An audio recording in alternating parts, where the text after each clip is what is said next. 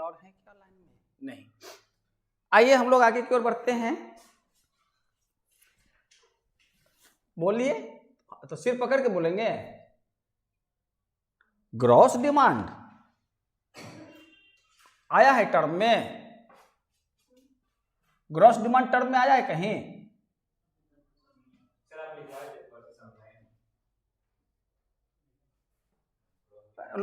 कहा law of demand में gross demand कब बताया? क्रॉस क्रॉस ग्रॉस नहीं, क्रॉस क्रॉस क्रॉस है। अब देखिए तो ग्रॉस नहीं क्रॉस होगा, एक बार चेकआउट कर लीजिए। ओ मैं ही गलत सुन रहा हूं, सॉरी।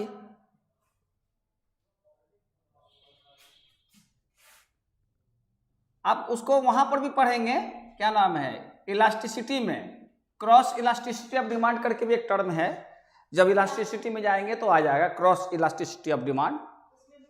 हाँ, तो क्रॉस का मतलब क्या हुआ? Price of one commodity and demand of another commodity. मैंने डिमांड किसी मान लिया कि demand for X commodity, price of by commodity. ये आपका क्यू एक्स पी एक्स, ये आपका हो गया इट्स ओन प्राइस, है ना। तो ये आपको कह सकते हैं प्राइस डिमांड कह सकते हैं, इसे क्रॉस डिमांड कह सकते हैं, और इसे इनकम डिमांड कहेंगे जब इनकम से रिलेट करेगा। तो इस इलास्टिसिटी में तो यही पढ़ेंगे। इसके साथ अगर इलास्टिसिटी को मेजरमेंट करेंगे, डिस्कस करेंगे, तो प्राइस इलास्टिसिटी ऑफ डिमांड हो जाएगा। जब प्राइस ऑफ वन कमोडिटी या क्वांटिटी ऑफ अदर कमोडिटी के बीच में रिलेशन एस्टेब्लिश करेंगे, उससे उसकी इलास्टिसिटी को फाइंड आउट करेंगे, that is your cross elasticity. और इनकम के साथ जब हम किसी वस्तु की जो है क्वांटिटी को हम उसकी इलास्टिसिटी को फाइंड आउट करेंगे, रिस्पॉन्सिवनेस को हम फाइंड आउट करेंगे, तो वो हमारा इनकम इलास्टिसिटी ऑफ डिमांड हो जाएगा, है ना। यानी प्राइस इलास्टिसिटी, क्रॉस इलास्टिसिटी और इनकम इलास्टिसिटी, ये तीन पढ़ना है आप लोगों को। इसलिए हम उसमें से आपको जितने सिंबल्स लिए थे कि आगे चलकर इन्हीं सिंबल्स पे काम करनी है, अतः यहीं से उसका हम आप लोग के साथ इसका एक्वाइटेंस करा लेते हैं, परिचय करा लेते हैं, ताकि यूज करते रहेंगे फर्दर तो समझ में आती रहेगी कि ये इसके रेफरेंस में हुआ है। हाँ बोलिए, कुछ और कहना है तो। क्रॉस समझी? कौन पूछ रही थी, क्या नाम है? क्लियर हो गई? पूछा? अच्छा हाँ, आपका प्रश्न ही नहीं था तो आपको उत्तर कहाँ सुनिएगा? क्या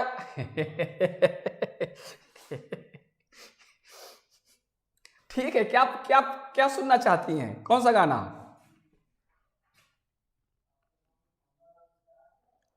क्रॉस डिमांड का मतलब क्या हुआ? हमने क्या लिखा था? Price of one commodity and demand for another commodity, उसके बीच के रिलेशनशिप होंगे तो उसको क्रॉस कहेंगे। अभी भी नहीं समझी? क्या समझी बोलिए। जैसे अगर मान लेते हैं कि डिमांड फॉर टी, अब प्राइस किसका ले लेंगे? प्राइस ऑफ कॉफी ले लीजिए या शुगर ले लीजिए, कुछ भी ले सकती हैं। तो यहां पर देखिए, डिमांड हो गया टी का, अब प्राइस हो गया शुगर का, तो दो जो है, दो अलग अलग जो है कमोडिटी हो गए। तो जब दो अलग अलग कमोडिटी के बीच में हम रिलेशन एस्टेब्लिश करेंगे तो वो क्रॉस हो जाएगा। क्लियर हुई बातें? ठीक है, आगे चलकर देखते हैं। सर इसमें तो इनडायरेक्ट रिलेशन शो करता है ना? किसमें? टी और शुगर। बैठ के रहिए। हाँ, इनडायरेक्ट रिलेशन शो करता है ना? वो दो देखा जाएगा कि कंप्लीमेंट है कि आपका ये है। सब्स्टिट्यूट में डायरेक्ट शो करता है और इसमें इनडायरेक्ट। सब्स्टिट्यूट में कैसे इनडायरेक्ट करेगा? सर जैसे हम लोग का डिमांड होता है टी का, वो अगर मतलब प्राइस अगर कॉफी का बढ़ जाता है तो डिमांड टी का बढ़ जाता है, तो डिमांड भी बढ़ जा रहा है, प्राइस भी बढ़ जा रहा है, तो हाँ, डायरेक्ट हो रहा है रिलेशन सब्स्टिट्यूट के लिए। हाँ, कॉम्प्लीमेंट्री का जैसे कि अगर कोई टी है और शुगर शुगर है, शुगर का डिमांड अगर प्राइस बढ़ गया तो हाँ, शुगर का टी का ऑब्वियसली डिमांड घट जाएगा, कंडीशन शुरू करें, यहाँ पर प्राइस बढ़ गया, यहाँ डिमांड बढ़ गई। हाँ बिल्कुल सही कह रही है। तो पिछले क्लास में हम लोगों ने छोड़ा था individual demand and market demand पर, वो सब क्लियर हो गए थे ना आप लोग का? Demand schedule and demand curve last करवाया हो गया था ना?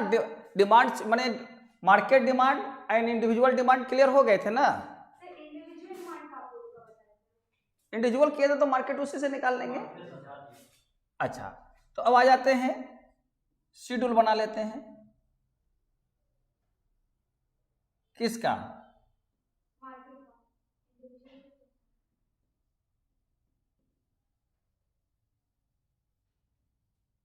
इंडिविजुअल वर्सेस मार्केट डिमांड, है ना?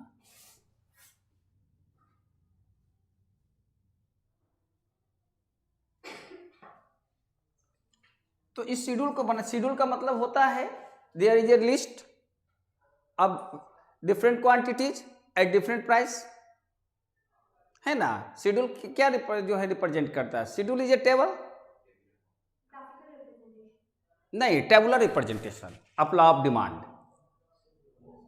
Demand curve is the graphical representation of law of demand, क्योंकि वो ज्योमेट्रिकल फॉर्म है ना, ये तो टेबुलर फॉर्म है, टेबल में है। तो अगर डिफिनेशन लिखा जाए कि व्हाट इज डिमांड शेड्यूल, तो कह सकते हैं demand schedule is a list या tabular form of law of demand, और इसको इन अदर वर्ड्स दूसरे शब्दों में क्या सकते हैं कि demand schedule is a list of various quantities of a commodity eight different price level. Clear हो गई बातें? लिख दें कि छोड़ दें? लिख दें। अच्छा तो पहले एक टेबल बना लेते हैं, उसके बाद सब बातों को लिटरेचर दे देंगे, बता जाएगी।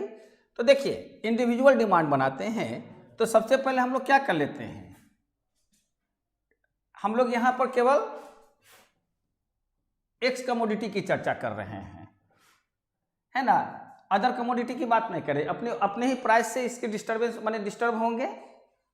क्रॉस और इनकम की बातें हम लोग नहीं कर रहे हैं, सीधे सीधे हम लोग जो प्राइस के रिस्पेक्ट में हम लोग शेड्यूल को तैयार कर रहे हैं। क्यों आदित्य? तो यहाँ प्राइस ऑफ एक्स लिख देते हैं और यहाँ पर डिफरेंट जो है प्राइस लेवल ले लेते हैं। तो बढ़ाते हुए चलेंगे घटाते हुए चलेंगे, क्या सहूलियत है?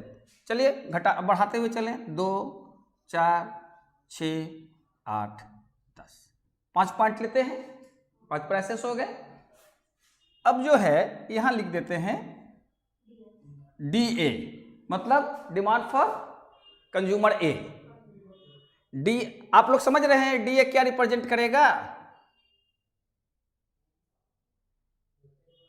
हाँ कम से कम अंगूठा तो दिखा दीजिए। अंगूठा दिखाते रहिए और क्या कहेंगे। हाँ DA का मतलब क्या हो गया? डिमांड ऑफ कंज्यूमर ए या बायर ए। क्लियर? अब जो है इसकी जो है हम लोग कुछ क्वांटिटी को बनाते हैं, एज्यूम कर लेते हैं। तो चूंकि प्राइस बढ़ता जा रहा है अतः डिमांड घटता चला जाएगा। तो अगर हम लोग यहां से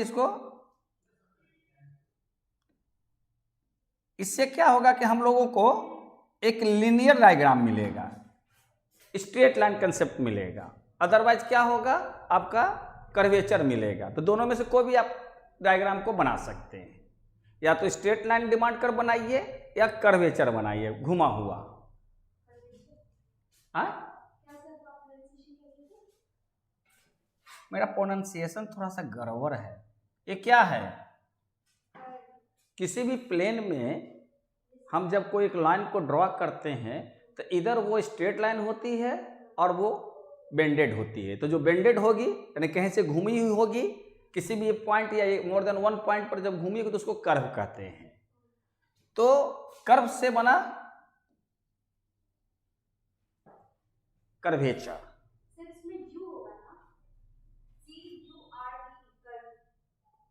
हाँ हाँ हाँ ये सही बोली। तो कर्व से ये होगा ना, कर्व से कर्वेचर, जिसमें कि स्ट्रेट लाइन का माने जिसमें कुछ बेंडिंग हो। तो ये आपका स्ट्रेट हो गए, ये आपका बेंडेड हो गए। समझ में आ रहे हैं? तो कर्व से कर्वेचर बनाए। Thank you. वेलकम तो नाना पाटेकर का था। फिल्म देखती हैं? नहीं, देखा कीजिए, ब्लड बढ़ेगा। अब जो है कंज्यूमर बी, इसका कुछ बनाइए सर।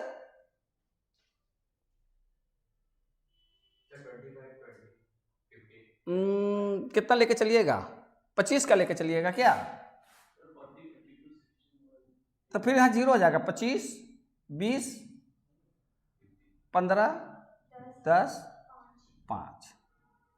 एक कंज्यूमर और लेते हैं। Suppose there are 3 consumers in market, 3 individual consumers in the market. तो consumer A, consumer B and consumer C ले लेते हैं। इसका एज्यूम कीजिए 48 लीजिएगा तो फिर कर्व बनाने में थोड़ा सा 8 का ले लीजिएगा। सेंस ले लीजिए। तो 40 से लेना पड़ेगा। 8 × 5 = 40। 40 और कितना ले लें? 32। फिर मेजर करने में आपको दिक्कत होगा। हाँ, और अगर 0 में लीजिएगा तो आपको फिगर बनाने में आसानी हो जाएगी। एज्यूम तो करनी है। क्या कि फिर आप 28 लीजिएगा, 24, फिर 16, फिर 8 लीजिएगा। तो फिर बीच ऐसे 10 का शेप लेंगे तो उसमें आपको करने में आसानी हो जाएगी। तो एज्यूम करना है। बोलिए कोई यहाँ पर कोई वैल्यू? कौन बोलेगी? ये लड़की। अच्छा, इसी आप पूछते हैं। जूही नाम है, निकिता है। हाँ बोलो, वैल्यूज बोलो कंज्यूमर सी का। उस सिर पर हाथ रखिए, बार बार इसी से पूछते हैं। ये उषा का, उषा बोलो कुछ वैल्यूज, पता तो चले कि इंटरेक्शन हो रहा है। अच्छा चलिए, 40, 35, 30, 25 एंड 20। ठीक है, ये हमारा 3 इंडिविजुअल्स हो गए डिमांड। और यहां हम लोग क्या निकालते हैं? Market demand. तो मार्केट डिमांड को किससे इंडिकेट करेंगे? सिग्मा डी से। सिग्मा द समेशन टोटल हो जाएंगे, समेशन डी। तो हम समेशन डी इक्वल टू क्या लिख सकते हैं? D A plus D B plus D C. इसकी जरूरत पड़ेगी सिग्मा डी की। इसी ढंग से सिग्मा एस निकालेंगे, माने मार्केट सप्लाई। तो जो कुछ हम लोग मार्केट डिमांड पढ़ रहे हैं, जस्ट इसी ढंग से हम लोग मार्केट सप्लाई पढ़ेंगे। सेम टू सेम चीज। इसमें इन्वर्स रिलेशन है, उसमें पॉजिटिव रिलेशन है। हर बात ऊपर की दिशा में जाएगी। इनकम प्राइस बढ़ेगा तो सप्लाई भी बढ़ते रहेंगे। तो अगर ये आपको समझ में आ जाएगी तो सप्लाई आप सेल्फ कर सकते हैं, कोई उसमें डिफरेंस नहीं है। केवल एक ही डिफरेंस है कि इसके साथ निगेटिव रिलेशन है, उसके साथ पॉजिटिव रिलेशन। तो एक करने से दूसरा क्लियर हो जाएगा। फिर यहां से सिग्मा डी उठाएंगे और वहां से सिग्मा एस उठाएंगे। उन दोनों को उठाकर परफेक्ट कंपटीशन में आ जाएंगे। अब परफेक्ट कंपटीशन में आने के बाद ये यहां से लेकर आएंगे, यहां से लेकर आएंगे, ये कट जाएगा, ये प्राइस हो जाएगा, ये इक्विलिब्रियम हो जाएगा, ये क्वांटिटी हो जाएगा। आपका परफेक्ट कंपटीशन खत्म हो जाएगा। परफेक्ट कंपटीशन में प्राइस डिटर्मिनेशन का एक चैप्टर है जो लास्ट उसमें होगा, है ना? आपका सिलेबस में प्राइस डिटर्मिनेशन होगा अंडर परफेक्ट कंपटीशन, हाँ है ना? तो बस यही है परफेक्ट कंपटीशन।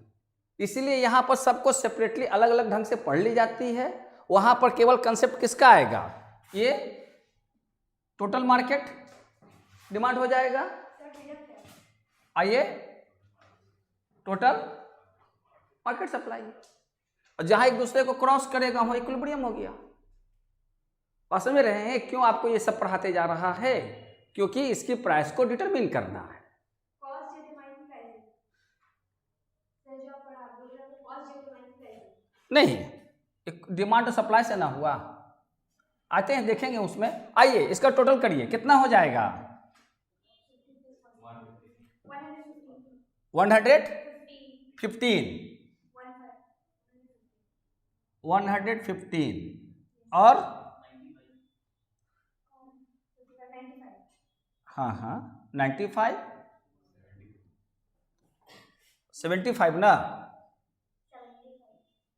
और ये हो जाएंगे 55 एंड 35। ये हमारे पास मार्केट डिमांड हो गए। Sum of all demands of individuals in the market, the demand is refers to market demand। अब इस बात को अगर हमको स्टेटमेंट देना है, मार्केट डिमांड इंडिविजुअल डिमांड का स्टेटमेंट लिखे थे हम लोग। अरे जा ना है तो भी फंस जाता मैटर, ले फंस गया ना, यही बात होती है। खत्म हो गया वो, कॉपी पेस्ट करने से वो आएगा नहीं। अच्छा कोई बात नहीं है।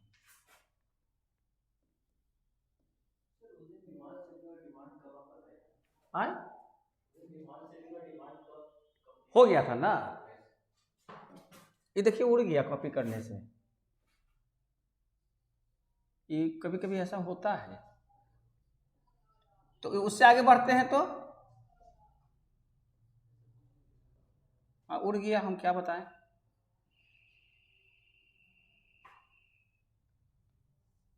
देखिए थोड़ा सा ये हो गए, ये कॉपी पेस्ट करने में चीजें उड़ गए हैं, सॉरी वाला मैटर। या तो फिर से बनाए या तो कुछ आगे बढ़ते हैं। अब आई डिफिनेशन लिखे थे उसका, मार्केट डिमांड का।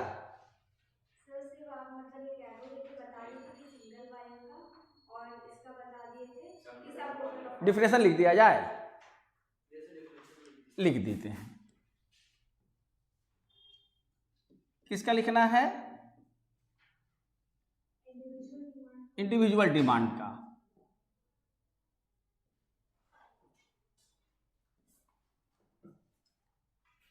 अब बताइए इसका डिफिनेशन क्या लिखें? हाँ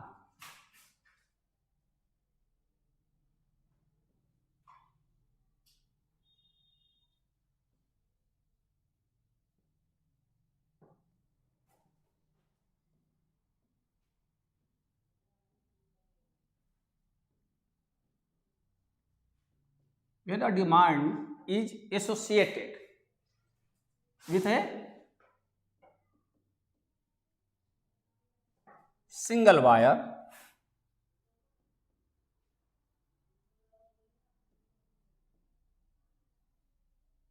या consumer is known as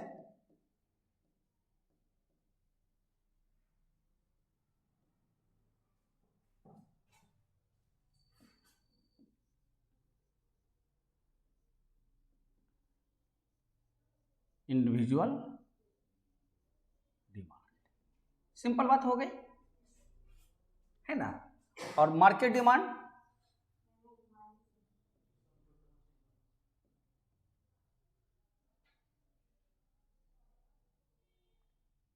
को क्या लिखेंगे?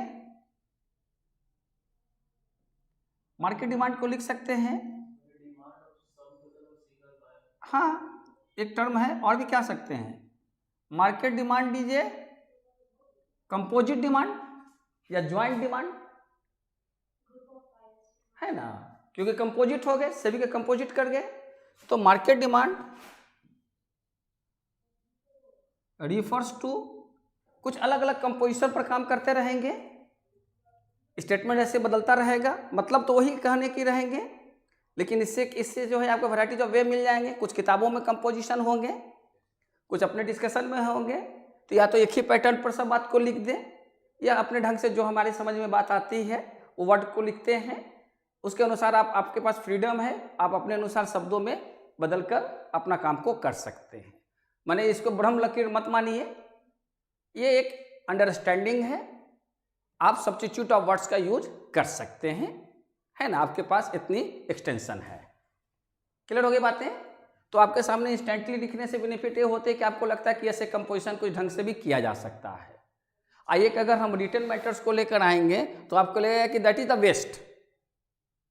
जो लिखा हुआ है आप कोशिश करेंगे उसको बार बार गेट बाय हार्ट। तो उस स्थिति में क्या होगा कि कभी कभी आप एग्जैक्ट लर्न नहीं कर पाते, दिमाग पर एक अलग जोर पड़ जाएगी। लेकिन फ्रीडम स्केच आपके पास रहेगा तो आपके पास जो भी स्टेटमेंट होंगे अकॉर्डिंगली अगर आपका करेक्ट होगा, जैसे कि हमने कर्वेचर में CAR लिख दिया, वो नहीं होना चाहिए। लेकिन ऐसा होते हैं तो हम एक दूसरे को करेक्ट करते चलेंगे। लेकिन हमारे तरफ से अगर होता है तो कुछ हम हैं, क्योंकि आप हमको करेक्ट कर देंगे। लेकिन आपके तरफ से अगर वो एरर होते हैं तो आपको नंबर कट जाएंगे। इसलिए हमसे ज़्यादा आपको अलर्ट रहना है, फिर भी आप हमको अलर्ट करते रहिएगा। तो market demand refers to a composite demand, to a composite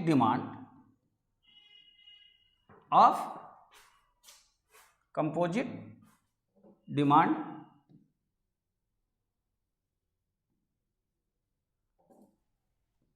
of all buyers in the market। Market में जितने भी बायर्स हैं उन सभी के इंडिविजुअल डिमांड्स को जब हम कंपोजिट कर देते हैं तो जो फाइनल फिगर आता है वो हमारा मार्केट डिमांड को डिस्प्ले करता है, रिफर करता है। क्लियर हो आदित्य, है ना। अच्छा, अब फिर उड़ जाएगा तो भाई हम क्या करें। बताओ, मेहनत किया हुआ चीज चला गया। अब अगर इसको जो है वो तो हम लोग शेड्यूल में थे, शेड्यूल तो खैर वीडियो में तो सेट हो ही गया होगा, तो वहां से शेड्यूल ले लीजिएगा, है ना। वीडियोज में तो बन ही गए होंगे। वीडियोज ऑन है ना? हाँ ऑन तो है, बड़ा समस्या है वीडियोज का। अब हाँ है ना, वो तो हाइपोथेटिकल चीजें हैं। आप अपने से भी एज्यूम करके एक टेबल बना सकते हैं 2 बायर 3 बायर को लेकर।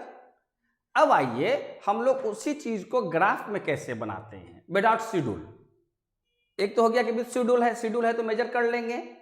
एक होता है कि हम इंडिविजुअल डिमांड कर्व से हम कंपोजिट डिमांड कर्व यानी मार्केट डिमांड कर्व को कैसे हम ड्रॉ करेंगे। क्लियर? तो कर सकते हैं। आप लोगों को कुछ दिक्कत हो तो बोलेंगे, हम लोग अब डिराइव करेंगे।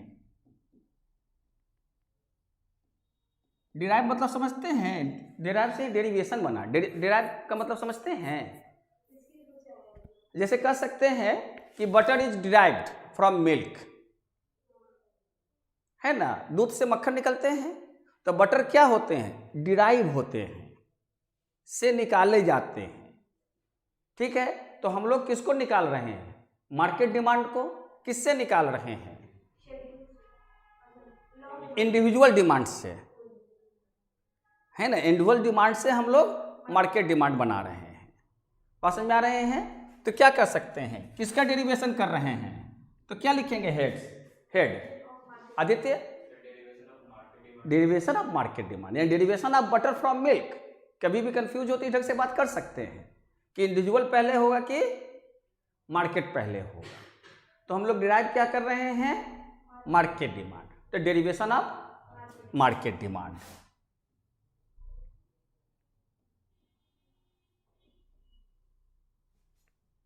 आप लोग को कोई दिक्कत हो तो बोलेंगे, ना तो अंगूठा दिखाएंगे। कोई समस्या हो तो बोलेंगे। हाँ अंगूठा दिखा दी।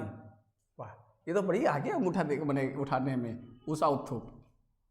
हाँ, अब है मार्केट डिमांड कर्व लिखेंगे, क्योंकि डिमांड के साथ जोड़ना पड़ेगा। डिमांड कर्व, डिमांड शेड्यूल, है ना, सबका मीनिंग अलग अलग हो जाता है। डिमांड कर्व फ्रॉम इंडिविजुअल, इराग्नी नाम है इसका, प्रगति शाह।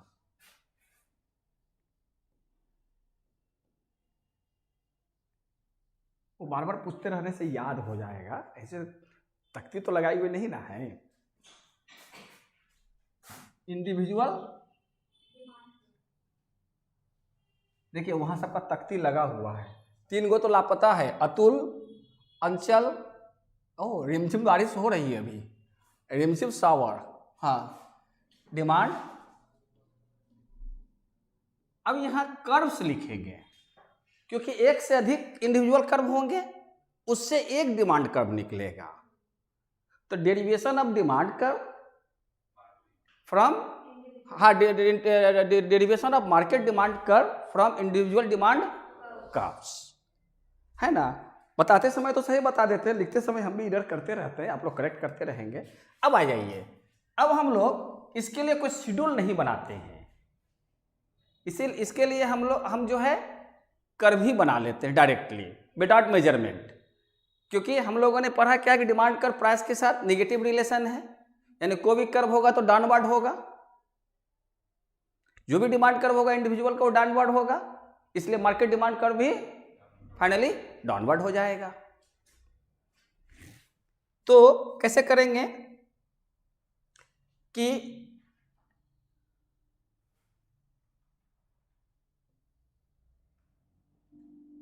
मान लिया मार्केट में 2 बायर्स हैं, 3 गो लेंगे तो थोड़ा बड़ा हो जाएगा, दो से ही डेरिवेट कर लेते हैं। क्यों आदित्य, बस समझा रहे हैं ना, कोई दिक्कत हो रही है? नहीं, आप लोग भी देखेंगे जहां पर हम लोग 3 बायर ले रहे थे, अब ये मान के चलते हैं कि मार्केट में 2 बायर्स है, तो इसको हम लोग लिखते हैं बायर ए, ऐसे लिखते हैं बायर बी, या बायर 1 बायर 2 कुछ भी लिख सकते हैं। और यहां पर क्वांटिटी के लिए एक्स, कोई एक्स भी लिख सकते हैं, क्वांटिटी के लिए एक्स भी लिखते हैं, क्यू भी लिख सकते हैं, और यहां पी, इसीलिए पी एक्स लिखा जाता है, पी ये है, ठीक है। यहां पर क्या लिखेंगे,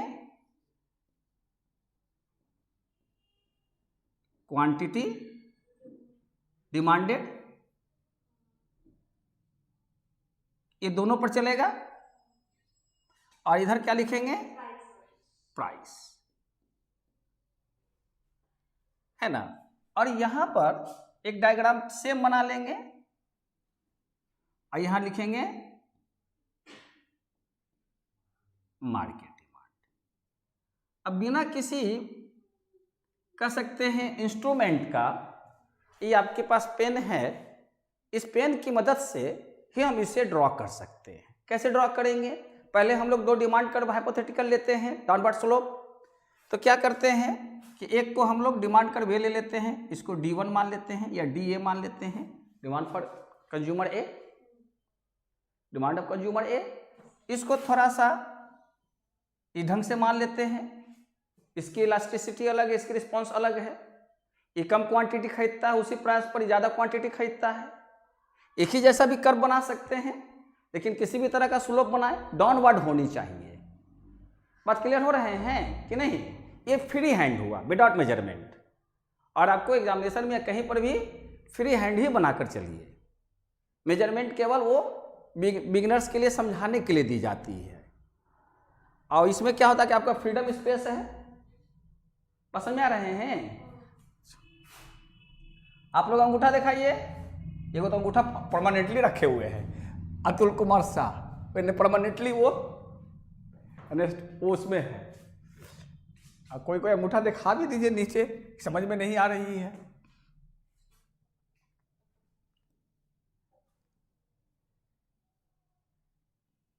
एक्स, और यहां क्या लिखेंगे, पी।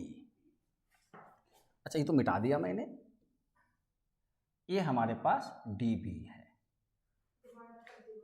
है ना, डिमांड ऑफ बायर 2 या सेकंड बायर। अब इससे हमें फाइंड आउट करना है, तो कीजिए ऐसा कीजिए इसको कि कोई एक प्राइस ले लेते हैं, मान लेते हैं ये P1 प्राइस है, ठीक है। तो ये P1 प्राइस सभी पर लेते हुए चले जाइए, सभी के लिए P1 प्राइस हो गया, चाहे मार्केट के लिए हो चाहे इंडिविजुअल के लिए हो। अच्छा, फिर प्राइस को थोड़ा सा बढ़ा देते हैं, ऊपर से नीचे भी ला सकते हैं, हमें 2 पाई ले जानी है, क्योंकि किसी भी स्ट्रेट लाइन को ड्रॉ करने के लिए एटलीस्ट 2 पॉइंट्स होने चाहिए। एक पॉइंट से आप कई लाइंस को ड्रॉ कर सकते हैं, ये ज्योमेट्री की बातें हैं, लेकिन 2 पॉइंट से ओनली एंड ओनली 1 लाइन को ही ड्रॉ कर सकते हैं, जो दोनों पॉइंट्स को ट्रेस आउट करे। एक स्ट्रेट लाइन को ड्रॉ करने के लिए एटलीस्ट 2 पॉइंट्स का होना चाहिए, 2 से अधिक भी हो सकता है, क्लियर। लेकिन 2 पॉइंट से ओनली और ओनली आपका स्ट्रेट लाइन ड्रॉ होंगे। बात समझ में आ रहे हैं? इसीलिए क्या करेंगे कि हम लोग 2 वैल्यू बने 2 प्राइस लाइन को लेके जाएंगे, ये प्राइस लाइन भी कर सकते हैं, है ना। तो अब यहां से कोई भी एक पॉइंट को लिया, ऐसे बढ़ते चले गए, बातें हो गई।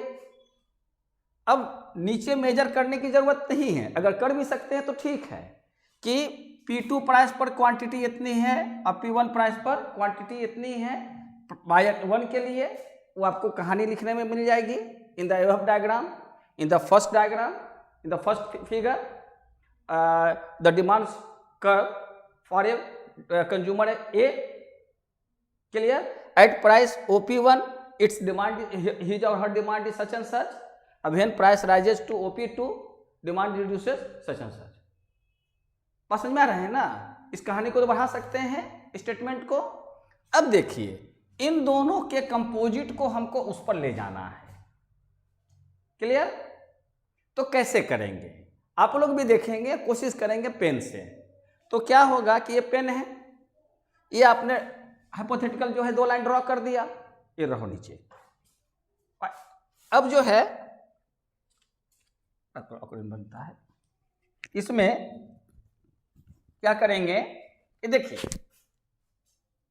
एक आपके पास हेड है, एक फिंगर है आपके पास। इस फिंगर से क्या करेंगे कि आप इसको मेजर करने का कोशिश करेंगे, यहां से रखकर। व्हाइट बोर्ड पर ही होता है, कांस्टेंट तो हो नहीं पाएगा इसमें। मेरा कहने का मतलब समझ रहे हैं कि एक पोर्शन हमको यहाँ रखना है और दूसरा को मैनेज करना है फिंगर से, या आप इधर से भी ले सकते हैं इस ढंग से। तो चूंकि इसमें कर रहे हैं तो बार बार ये हो जा रहा है, लेकिन फिर भी हम कोशिश करते हैं। तो ये हमारा पास ये आ जा रहा है, इसको क्या करेंगे, ये हमारे पास फिंगर है यहाँ पे, इसको यहाँ पर ले जाएंगे और इसको यहाँ पर रखकर एक दाग लगा देंगे, क्योंकि पेन को ऐसे करके करेंगे तो वहाँ पर एक पॉइंट बन जाएगी। बात क्लियर हो गई। कैसे मेजर करेंगे ग्राफिकली, फिर क्या करेंगे कि इसको मेजर करेंगे। अब देखिए इसीलिए जो है लाइन को थोड़ा सा सीधा रखते हैं। तो अब यहाँ पर ये हो गई, अब घट रहा है तो ये उंगली लगा दिया, या तो उस हमारे ये डिस्टेंस हमारे पास इससे ये बड़ा होनी चाहिए, और नहीं तो क्या होगा कि जितना घटेगा वहाँ हम उंगली की मदद से कर लेंगे। तो मान लेते हैं कि ये एक उंगली के बाद यहाँ रखते हैं, तो ये हमारा यहाँ आ रहा है। ये चूंकि सेंसिटिव है इसलिए ये चीज़ें आ रही है। बस समझ आ रहे हैं ना कि इन दोनों पॉइंट्स को हम यहाँ से यहाँ तक, यहाँ से यहाँ तक को कैसे लेकर चले आ गए। क्यों सर आदित्य, कि हम यहाँ से यहाँ तक है, पेंसिल है तो हम क्या करेंगे कि इसको यहाँ से लिया, यहाँ मेजर कर लिया, और फिर हम मार्केट डिमांड वाले कर्व पे गए और उसी प्राइस लाइन पर जाकर उसको ऐसे रखकर ऐसे यहाँ पॉइंट उठा दिया, तो यहाँ पर एक मार्किंग हो गई। फर्दर क्या करेंगे कि इस डिस्टेंस को मेजर करेंगे, ठीक इसी पैमाने से, कोई और स्केलिंग नहीं, क्लियर। और फिर उसके बाद फिर क्या करेंगे कि यहाँ पर ले जाएंगे, फिर यहाँ से इसको पॉइंट आउट कर देंगे, तो हमारे पास एक फाइनल पॉइंट मिल जाएगा कि इन दोनों का सम यहाँ तक आ गया, क्लियर। जस्ट जो है सेम प्रोसीजर इसके लिए करेंगे। तो इसके लिए क्या करेंगे कि इसको यहाँ से मेजर करते हैं, तो ये हम यहाँ पर ले आते हैं, मान लेते हैं कि ये हमारे पास आ जाता है ना, मिट जाएगा। और समस्या कभी कभी कोई चीज़ में सहूलियत है तो असहूलियत भी होते हैं, नहीं, व्हाइट बोर्ड रहता तो नहीं होता। अच्छा, फिर इसको हम मेजर किया आदित्य, फिर इस मेजरमेंट्स को हम यहाँ पर ले, अरे एक मिनट गया और, अच्छा इस मेजरमेंट्स को इसके अनुसार जाते हैं तो हमें ये भी फिर मिट जाएगा। ये हमारे पास यहाँ पर मिल जा रहा है, 2 पॉइंट मिल गए। अब इस प्रकार इन दोनों पॉइंट्स को अगर हम ट्रेस आउट कर देते हैं तो इस प्रकार जो हमें कर्व मिलता है वो मार्केट डिमांड कर्व होता है। क्लियर हो गया कैसे करेंगे? तो ये बेटा जो है शेड्यूल बनाए, शेड्यूल आप हाइपोथेटिकल बना सकते हैं, लेकिन साथ ही साथ अगर आपको माने डेरिवेशन भी दिखाना है कर्व से, तो कोई जरूरी नहीं है कि जो आपने टेबल बनाया है उसी आधार पर डायग्राम खींचिए, तो उसमें बहुत समय लग जाएगा और एग्जैक्ट मिलाने के चक्कर में बहुत परेशान हो जाएंगे, क्योंकि वो भी एज्यूम्ड है, हाइपोथेटिकल ये भी एज्यूम्ड है। हमें इसके बैलेंस में इस चीज को दिखानी है। आप लोग क्लियर हुए कैसे ये डायग्राम ड्रा हुआ? हाँ हाँ, सिग्मा सिग्मा सिग्मा मतलब ऑल, समेशन,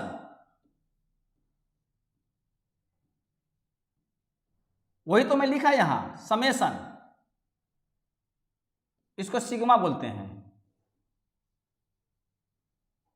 है ना। स्टैटिस्टिक्स में इसका यूज होता है इस टर्म का। अब लोग कहते स्टैटिस्टिक्स हटा दिया ना, है ना, कोई बात नहीं है, फर्स्ट सेमेस्टर में मजे से पढ़िएगा। तो ये सिग्मा डी यानी कंपोजिट को शो करता, summation of all demands in the economy, in the market not economy. तो ये हो गया डेरिवेशन ऑफ मार्केट डिमांड का फ्रॉम इंडिविजुअल डिमांड का। क्लियर? तो अब कोई पूछेगा कि what, how will you define, यानी what is the definition of market demand curve? तो market demand curve is a composite demand curve of all individuals demand curves. It is the lateral और horizontal summation of, इसको क्या कह सकते हैं कि यही लिख देते ना,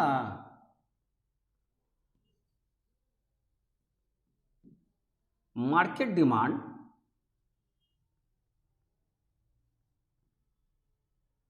कर्व इज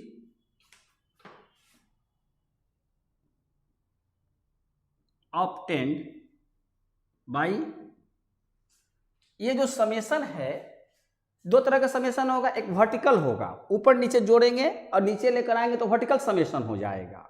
लेकिन जब हम इस ढंग से जोड़ते हैं, है ना, तो वो उसको क्या बोलेंगे, जैसे अगर ये हॉरिजॉन्टल हो जाते हैं और कोई चीज खड़े हैं तो वो वर्टिकल होते हैं, तो ये हम लोगों ने समेशन किया हॉरिजॉन्टल की वर्टिकल, हॉरिजॉन्टल। तो सीधे कह सकते हैं मार्केट डिमांड कर्व इज, हाँ, is obtained by horizontal summation of all individual demand curves, है ना। Market demand curve is the composite demand curve all buyers, it is obtained. Second statement, first statement क्या होगा आपका, क्या आपका कहेगा define market demand curve, market demand नहीं, market demand अलग होगा। Market demand is the composite of the all demands of buyers in the market. और मार्केट डिमांड कर्व टर्म्स को पकड़िएगा, मार्केट डिमांड शेड्यूल, तो शेड्यूल के रेफरेंस में आपका जवाब जाएगा। बस समझ रहे हैं ना। डिमांड के बाद देखिएगा टैग क्या लगा है, शेड्यूल लगाया है कि कर्व लगाया है, उसके अनुसार अपने आंसर में मैंने सुधार कर लेंगे। आइडिया क्लियर हो रहा है ना। मैंने हर वर्ड को आपको कंसीडर करना है, उसके अकॉर्डिंगली आपको जवाब देनी है। क्लियर? तो इट इज ऑब्टेन्ड बाय, क्या लिखेंगे, horizontal, horizontal summation of all individual demand curves. Horizontal के लिए एक टर्म और यूज होता है, कहीं कहीं किसी किताब में देखिएगा लैटरल का भी यूज करता है, लैटरल, कहीं कहीं लैटरल वर्ड भी यूज करता है। डिक्शनरी में देखिएगा कभी हॉरिजॉन्टल तो क्लियर है, लेकिन एक इसका सब्स्टिट्यूट वर्ड लैटरल भी है, आप उसको देखिएगा किताबों में कंपोजिट में। तो lateral summation of all individual demand curves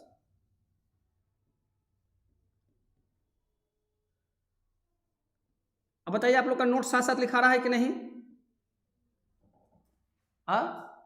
note साथ साथ है कि नहीं? अब फिर याद करने की जरूरत पड़ेगी क्या? एक बार इसी डिस्कशन को पढ़ जाएगा तो हर प्रश्न का उत्तर दे दीजिएगा। क्यों सर? अब हमारे ख्याल से रटने की जरूरत नहीं होगी, हर एक चैप्टर को हम लोग इसी ढंग से डिस्कस करते चलेंगे, लेकिन आप लोग रीराइट जरूर कर लीजिएगा जितना यहाँ पर स्लाइड बनते हैं। कम से कम परीक्षा के समय में खाली वही उतना ही पढ़ के जाइएगा तो आपके पास पूरी किताब की कहानी रहेगी। क्वेश्चन कितनों भी ट्विस्ट कर देगा, शब्द आपके पास होंगे, आप कंपोजिट कर सकते हैं। बोलिए।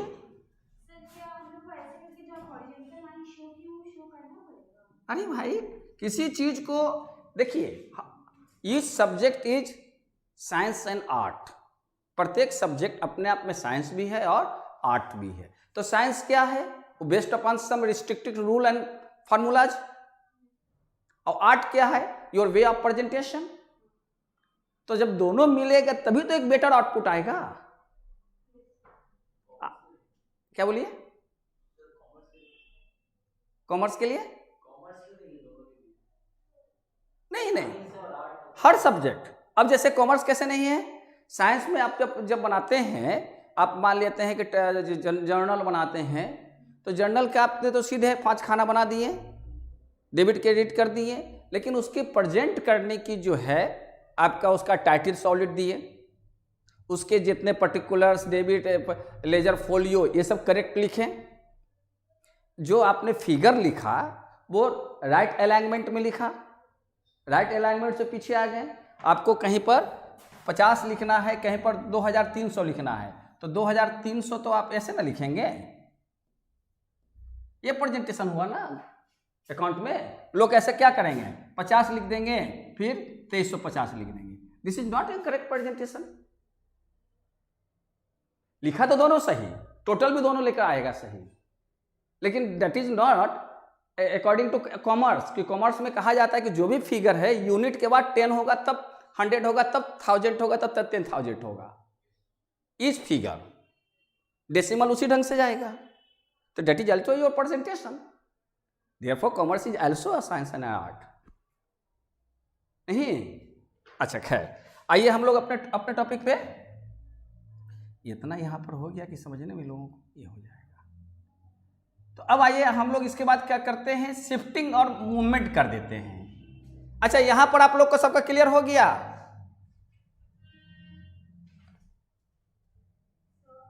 ठीक है, हाँ बोलिए। क्यों नहीं कर सकते हैं? करिए।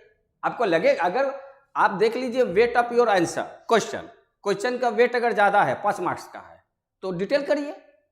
क्वेश्चन का वेट कम है तो थोड़ा में कह के निकलिए। वो तो डिपेंड करेगा किस पर? आपका आंसर का लेंथ डिपेंड करेगा आपका उसमें कितना मार्किंग दिया गया है। जितना उसके लिए मार्क्स दी गई है उसके अनुसार अपनी बात कहिए। बात तो एक ही होगी कि डिफाइन लॉ ऑफ डिमांड। अगर 2 नंबर का होगा, 1 नंबर होगा, तो एक बात कह के निकल जाएंगे। अगर 5 नंबर की वही बात होगी तो पूरा डायग्राम के साथ लेते हुए आ जाएंगे। किसी भी प्रश्न का उत्तर आपके उस पर जितना वेट दिया गया है उसके अकॉर्डिंग देंगे। कंटेंट आपके पास रहेगा तो आपको उसको एक्सटेंड करने की या उसको कॉन्ट्रैक्ट करने की, या तो आइडिया को एक्सपेंड करेंगे। अगर मार्क्स ज़्यादा होगा उस पर तो आप आइडिया को एक्सपेंड करेंगे, तो चूंकि मैटर होगा तो उससे रिलेटेड मैटर को जोड़ देंगे। लेकिन अगर उसके मार्क्स कम है 1 नंबर की, तो उसमें ज़्यादा मार्क्स क्या, ज़्यादा बात क्यों कहें? कुछ उससे रिलेटेड कोई भी एक बात कह दे जिससे कि वो आइडिया क्लियर हो जाए, उतना कहते हुए आगे बढ़ जाए, है ना। Introduce your self. अब कोई पूछे व्हाट इज योर नेम, तो खाली नाम बोल के निकल जाइए। लेकिन इंट्रोड्यूस योर सेल्फ कहे तो थोड़ा सा आपको तो आगे बढ़ना पड़ेगा। तो वो सिचुएशन पर डिपेंड करेगा कि किस संदर्भ में कौन सा प्रश्न किया गया। समझ रहे हैं ना? क्लियर हो रही बातें? एक तो होता है कि मान लिया कि हम अपने अनुसार क्वेश्चन सजा दिया कि 2 नंबर का है, हो सकता है वही क्वेश्चन 5 नंबर में पूछ दे, मे बी पॉसिबल। तो उस स्थिति में क्या कीजिएगा, 2 नंबर वाला क्वेश्चन 5 नंबर में लिखिएगा तो आपका क्या होगा, कंटेंट कम पड़ जाएगा। अब तो रट के गए ये, लेकिन वहां पर क्वेश्चन आ गया, उसके अनुसार दिमाग अरेंज करके अच्छा इसमें यही बातें हमको इतना लिख लेनी है, 5 नंबर का क्वेश्चन है, कम से कम आधा पन्ना प्लस दे देंगे, एगो डायग्राम डाल देंगे। क्लियर हो रहा है आइडिया, प्रश्नोत्तर कैसे करेंगे। अच्छा, अब उसके बाद जो है हम लोग इसमें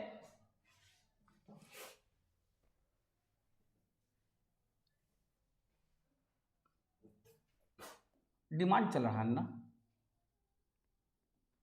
चलिए ठीक है। अब देखिए इसमें एक टर्म्स है मूवमेंट वर्सेस शिफ्टिंग है, उसमें चैप्टर देखिए शिफ्ट ऑफ डिमांड का है ना, change in demand, change in quantity demanded, shift of demand curve है। आइए अब देखिए आप लोग का एक हेड्स है शिफ्ट ऑफ डिमांड कर्व, इसके बारे में समझते हैं। कंटिन्यूएशन में है ना, स्टेप बाय स्टेप चल रहे हैं ना हम लोग, जंप कर गए, क्या है उसके बाद,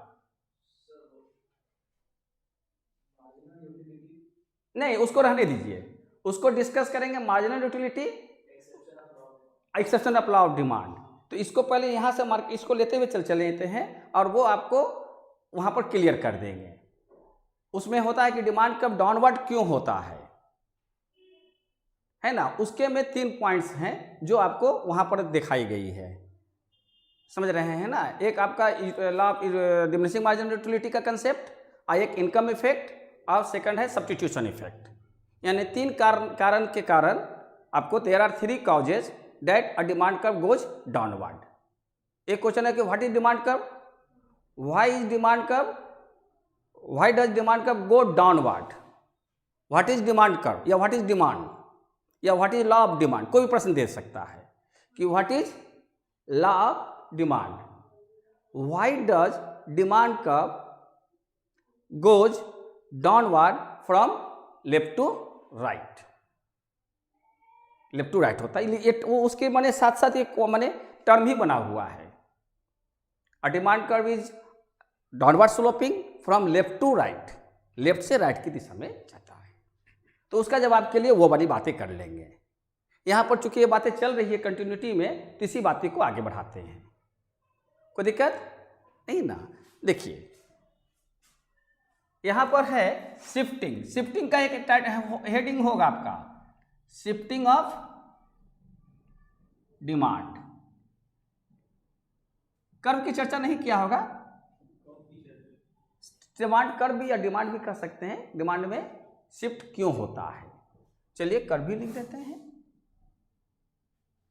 अब यहां से जो भी चलेंगे हम लोग इंडिविजुअल पर चर्चा करेंगे। मार्केट वहां तक समझना था, difference between individual and market demand curve, वो वहां पर खत्म हो गए। अब हम लोग शिफ्टिंग इन डिमांड कर्व किसके लिए है, for a single buyer, for a single user के लिए है। अरे बात समझ में। अच्छा, अब इसमें जो है 3 टर्मोलॉजी यूज करता है, या तो शिफ्टिंग ऑफ डिमांड कर्व कहेगा, या इसमें कहेगा इसी हेड्स में ये बात करके करेगा कि चेंज इन क्वांटिटी, नहीं क्वांटिटी अगर लिखेंगे ना तो डिमांडेड लिखना पड़ेगा, change in quantity demanded and change in demand. देखिए दोनों टर्म्स में अंतर है, एक है क्वांटिटी डिमांड, एक है डिमांड। तो देखिए दोनों टर्म अपने आप में डिफरेंस हो गए। क्वांटिटी डिमांडेड एक अलग टर्म है, quantity demanded of a commodity और डिमांड ऑफ ए कमोडिटी। ऐसे सुनने में या बोलने में दोनों एक जैसा लगता है, लेकिन टेक्निकली यानी इन इकोनॉमिक्स हम वर्ड टू वर्ड जब डिफाइन करते हैं तो दोनों की बात अलग अलग होने लगती है। इसी को एक और नाम से जानते हैं, क्योंकि ये टर्म्स आ सकते हैं अलग अलग नाम से अलग अलग किताबों में, है ना। सबका मतलब एक ही है, सबका डिस्कशन एक ही होगा। चाहे वो शिफ्टिंग ऑफ डिमांड कर्व कहे, चाहे change in quantity demanded and change in demand कहें, चाहे वो कहे movement along demand curve.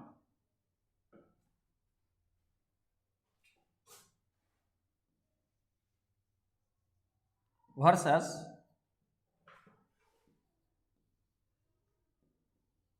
Shift of demand curve. इसको इतना नहीं लिखकर एक कर देते हैं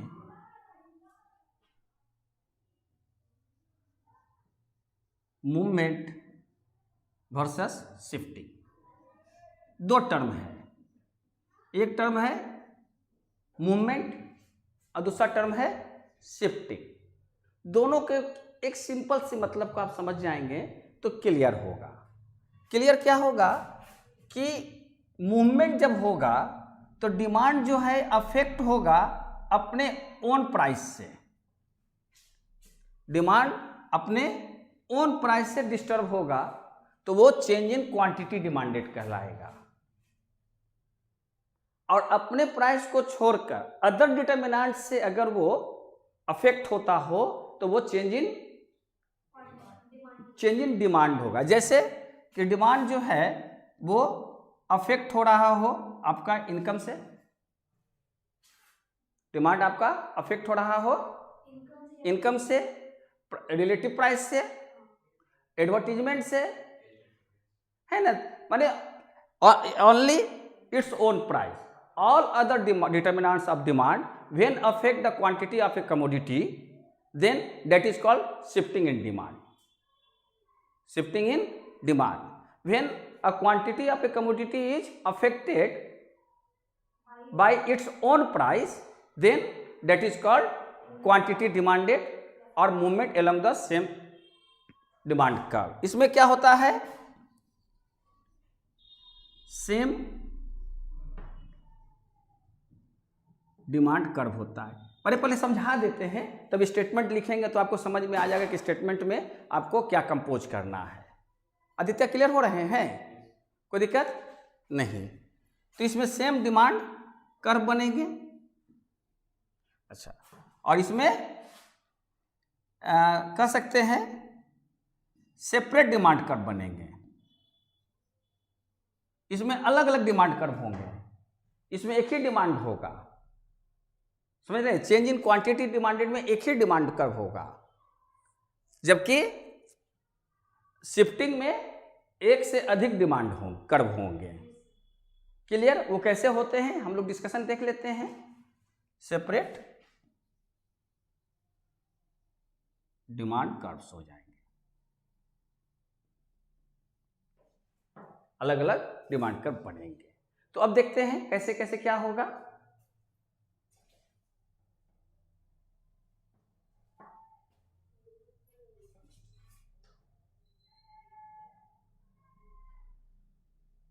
थक गई, फिर नाम भूल गया, अब ना पूछेंगे।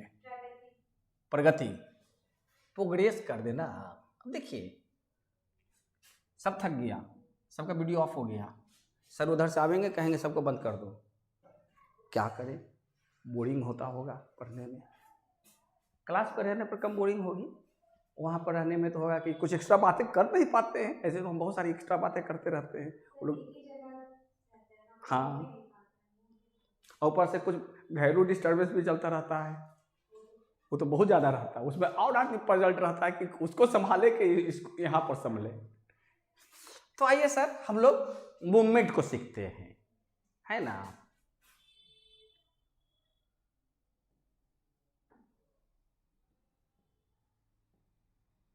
मेन बात हुआ है कि आपकी किताब में जो है केवल स्टेटमेंट कहते हुए निकल गया है, तो हम लोग को सभी को अलग अलग करके समझ लेनी है।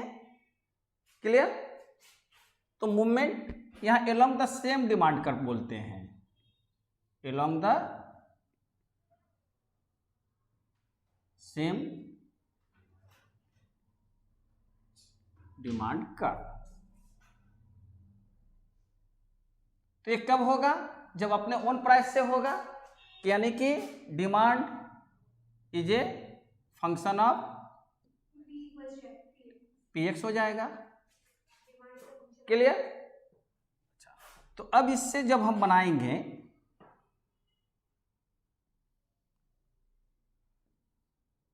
एक्स हो जाएगा और ये पी हो जाएगा, है ना। तो अब हम लोग अरे इसमें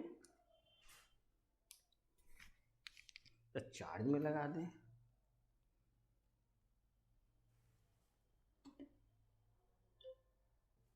चलेगा, 72% है। अब देखिए अब कोई भी एक डिमांड कर्व हाइपोथेटिकल बना लेते हैं। क्लियर? अब जो है क्या है कि मान लेते हैं P1 प्राइस पर हमारी क्वांटिटी कितनी है, X1 है। क्लियर? अब प्राइस में परिवर्तन हुआ, there change in price that affects the demand. तो अब क्या होगा कि प्राइस मान लेते हैं कि फॉल कर गई। अब न्यू प्राइस क्या हो गई, P2। तो अब क्या हो गया, यहां पर आ गए। अब चूंकि इंक्रीज डिक्रीज की बात नहीं करें, अब हम लोग कौन सा वर्ड को पकड़े, मूवमेंट को पकड़े। कि जब फर्स्ट केस था P1 प्राइस था तो इस डिमांड कर्व पर, डीडी कर्व पर, वो किस जगह पर था, एक पॉइंट पर था, डिमांड कर्व के एक पॉइंट पर था, डिमांड कर्व के एक पॉइंट पर था ना। ये तो यहां पर मेजर प्राइस कर रहे हैं, यहां पर मेजर क्वांटिटी कर रहे हैं, लेकिन उसके पॉइंट कहां पर है, ए पर है। When price falls the buyer moves on the demand curve at point B. अब हम लोग तो वहां क्वांटिटी वो लॉ ऑफ डिमांड में कर लिए थे, लेकिन अब हमारा फोकस किस चीज पे है, मूवमेंट को समझने का। तो डिमांड कर्व इसीलिए लिखा गया क्या, along the same demand curve, कि अगर प्राइस बढ़ेगा या घटेगा, अगर प्राइस गिरेगा, प्राइस फॉल करेगा तो मूवमेंट किधर की ओर होगी, नीचे की दिशा में होगी। और अगर प्राइस चढ़ेगा तो क्या हो जाएगी, ये हो गया ना कि अगर P2 से P1 हो गया, दोनों स्थिति हो सकती है ना। तो कंज्यूमर कहां से मूव करेगा, डीडी कर्व पर ही मूव करेगा, बी से ए की दिशा में। When price falls buyer will move on the demand curve, on the same demand curve from A point to B point. बाकी ये सब डिस्कशन अब हमारे लिए इग्नोरेबल हो गए यहाँ पे, क्योंकि कर चुके हमारा फोकस, हमारा जो है कंसंट्रेशन मूवमेंट के बारे में सीखना है। तो चेंज इन, अब इस प्रकार जो चेंज इन क्वांटिटी हुआ इसे कहेंगे when the price of the commodity falls, quantity of the commodity demanded changed and such changing in the demand is called quantity, there is a change in quantity demanded. ये बात हो गई ना कि when the price of the commodity changes, quantity demanded of the commodity also changes, but the consumer or the buyer will not move the another demand curve, but he or she has to move on the same along the same demand curve. When price falls, consumer will move upside to lower side, ये भी कर सकते हैं। In reverse, when price rises consumer will move lower to high, यानी फ्रॉम नीचे से ऊपर की दिशा। ये क्लियर हो गई। इस बात के स्टेटमेंट अगर हम लोग लिख देंगे तो क्या हो जाएगा, that your answer will be, your answer there is a what do you mean by quantity, change in quantity demanded in, है ना। कि क्वेश्चन क्या बनता है, व्हाट इज, हाँ what is change in quantity demanded. तो क्या कहेंगे, ऑफ ए कमोडिटी। आप कह सकते हैं अगर हम लोग क्वेश्चन बनाएं तो क्या बनाएंगे आदित्य, हाँ मान लेते कि क्वेश्चन नहीं आया लेकिन अपने से आंसर तो बनाया जा सकता है। तो टॉपिक तो है व्हाट इज मीन, है ना, for change in quantity demanded of a commodity।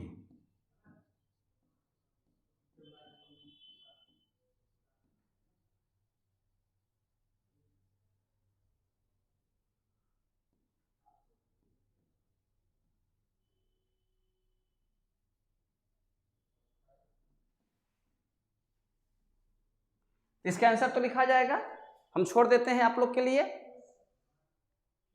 है ना, कोशिश करेंगे। अब आइए, गुड, आप तो आते ही नहीं तो करके कहां से लाइएगा। देखो तो लड़का सो गया, लड़का है कि लड़की पता नहीं चल रहा है। आकाश कुमार शाह, अच्छा जागे हुए हो, ऐसा ऐसा लग रहा है कि कोरोना तुम्हारे आसपास खड़ा है। ये हंसेगी, हाँ पूछिए। हाँ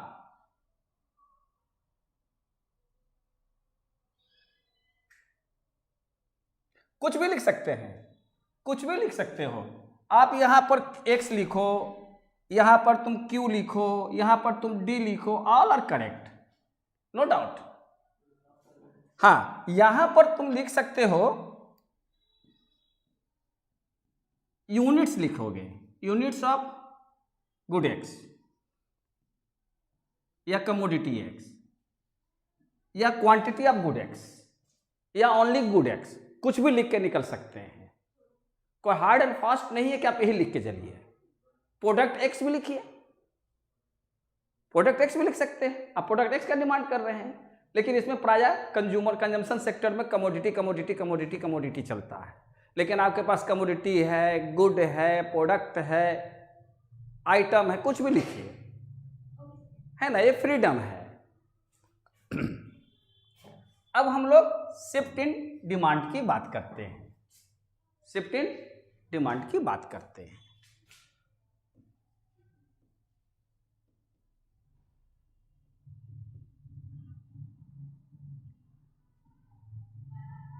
तो शिफ्ट इन डिमांड कब होगा? शिफ्ट इन डिमांड या shift in demand curve. Curve होगा तो कर्व के रेफरेंस में हम लोग आंसर लिख देंगे, और कर्व नहीं रहेगा तो कर्व हटाकर बाकी जो स्टेटमेंट बनता है उसको बना लेंगे, है ना। लेकिन हम लोग का प्रेजेंटेशन कर्व से ही करना है, ठीक है। तो देखिए, जब कभी भी शिफ्ट इन डिमांड करके बात आएगी तो मतलब आपको इसमें न्यू डिमांड कर्व्स बनेंगे, एक से अधिक डिमांड कर्व होंगे, और ये अपने जो है प्राइस को छोड़कर बाकी अदर जितने भी डिटरमिनेंट्स हैं उनसे ये अफेक्टेड होंगे। When the demand of a commodity is affected by other determinants, है ना, माने all determinants except its own price. All determinants कर सकते हैं। When the demand of a commodity is affected by all determinants of demand except its own price, then the change in quantity of the commodity is called, there is a shift in demand, है ना। and a new demand curve emerges and then a new demand curve emerges, माने एक उससे एक माने जब नया माने जब आपको अलग हो जाता है तो एक नया डिमांड कर्व बनता है। वो कैसे बनेगा इसकी चर्चा हम लोग कर लेते हैं। आइए हम लोग इसको समझने के लिए डिमांड को हम लोग रिलेट करा देते हैं मनी इनकम से। अब तो सिंबल काम कर रहा होगा, अब तो सिंबल काम कर रहा होगा, है ना, कि यहां पर डिमांड किसका फंक्शन लिया, इनकम का लिया। अब बताइए, अब यहां पर हम लोग कर्व ले लिया, लो मिस्टर आकाश को प्रॉब्लम हो रहा था, डीए लिख दिया, क्या जाता है, ठीक है ना। अब हम लोग एक डिमांड ले लेते हैं, कोई भी डिमांड कर्व ले लेते हैं। फ्रीडम है, कितना आनंद आता है, कहीं से भी खींचो एक ड्रॉ बन गया। आप डीडी भी लिख सकते हो, DD your demand curve, clear. ऐसा करते हैं, D1 कर देते हैं, क्योंकि पहले ही से कंसेप्ट है कि एक से अधिक डिमांड बनाना है, समझाने के लिए और समझने के लिए भी। तो अब देखिए, अब यहां पर एक प्राइस ले लेते हैं, मान लेते हैं योर P1 प्राइस, क्लियर। और आपकी क्वांटिटी, अब यहां पर Q1 ले लेते हैं,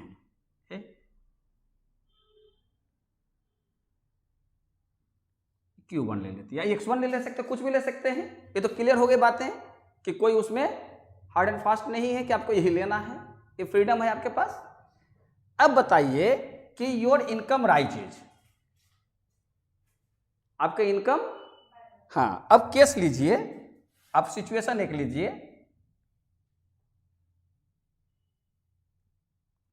केस लेते हैं, केस 1, क्या इनकम आपका क्या हो जाता है, इनकम की जगह पर सिंबल ही लिख दें, क्यों नहीं लिखते हैं, सिंबल को समझेंगे, एम पढ़िएगा ना, M rises but price of the commodity remains constant. अगर बार दे दिया तो मतलब क्या हो गया, कांस्टेंट है। जैसे P1 P2 नहीं कर सकते, यानी हर वक्त हर जगह पर वो P1 ही रहेगा, प्राइस हाँ कांस्टेंट हो गई बातें। अब आप फर्स्ट सिचुएशन में आप कहां पर हैं, ये पॉइंट पर है, समझ बात आ रही है आप लोगों को कि नहीं, गुड। ये लाल स्वेटर, अब आवाज बाद में पहुंचेगी, उसको सुनाइए नहीं पड़ रहा इसका मतलब ना, ये तो रिएक्ट तो करती, अब रिएक्शन आया, ऐसा क्यों होता है, साउंड की गति कम है, 330 मीटर पर सेकंड है। अब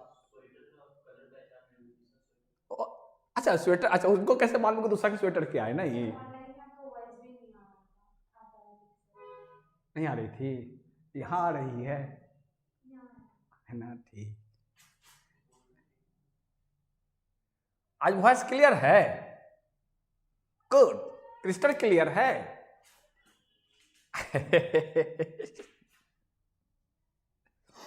बड़ी फालतू बातें कर लेते, नहीं करना चाहिए, नहीं।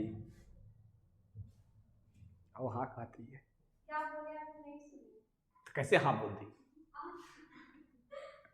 अब देखिए कि अब इस स्टेटमेंट को पढ़ लीजिएगा, पहला स्टेटमेंट में क्या लिखेंगे, when the price of the commodity is OP1, P1 नहीं करेंगे, OP1, then the quantity demanded of the commodity X is OQ1।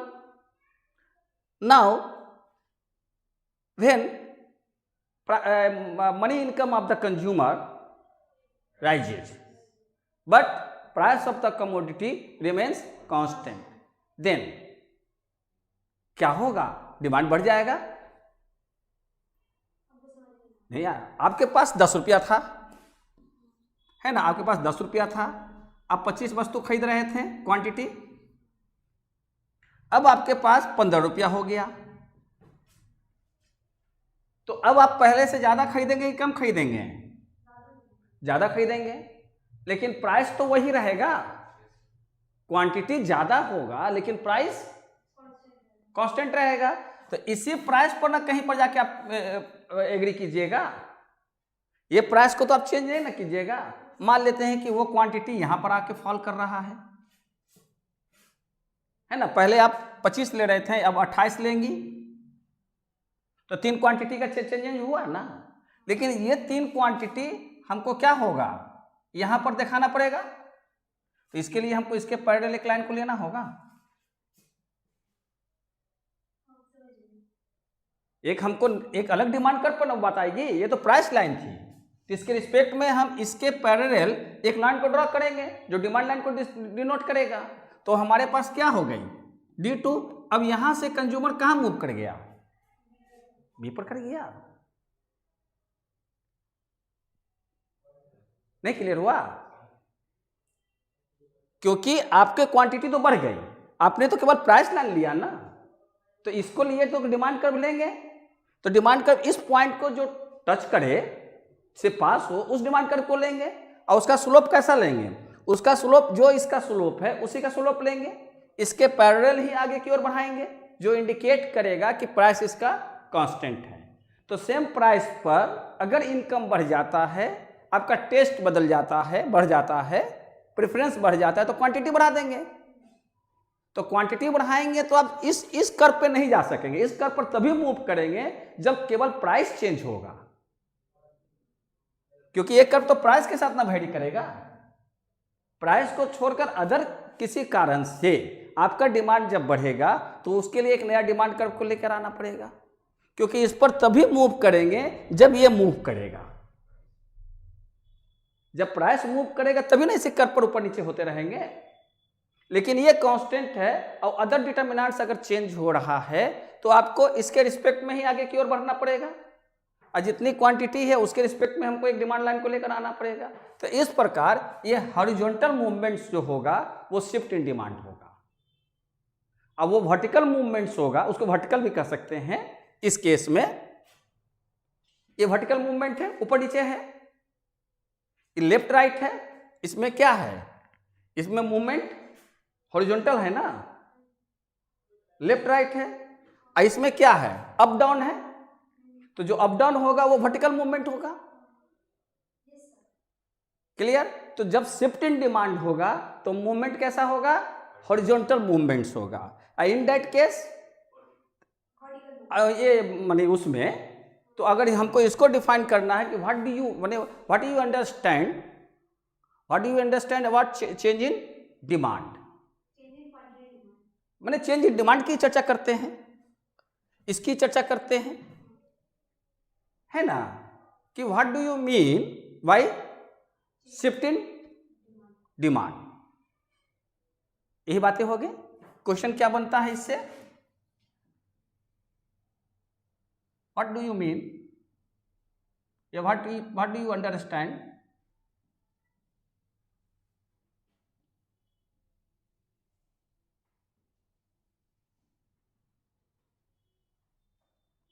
Change in shift in demand, यही ना, इससे तो एक क्वेश्चन बनेगा ना आदित्य। देखिए तो ये लोग का, इस सब का आंसर आप लोग लिख पाइएगा। एक बार हम बोल लेते हैं, आपस में डिस्कशन कर लेते हैं। व्हाट डू यू अंडरस्टैंड, है ना, अबाउट या for shift in demand, shift of demand ने शिफ्ट इन डिमांड। तो इसका आंसर क्या बनाएंगे कि शिफ्ट इन डिमांड occurs या when the all other determinants except its own price is changed या are changed, the quantity of the commodity also changed।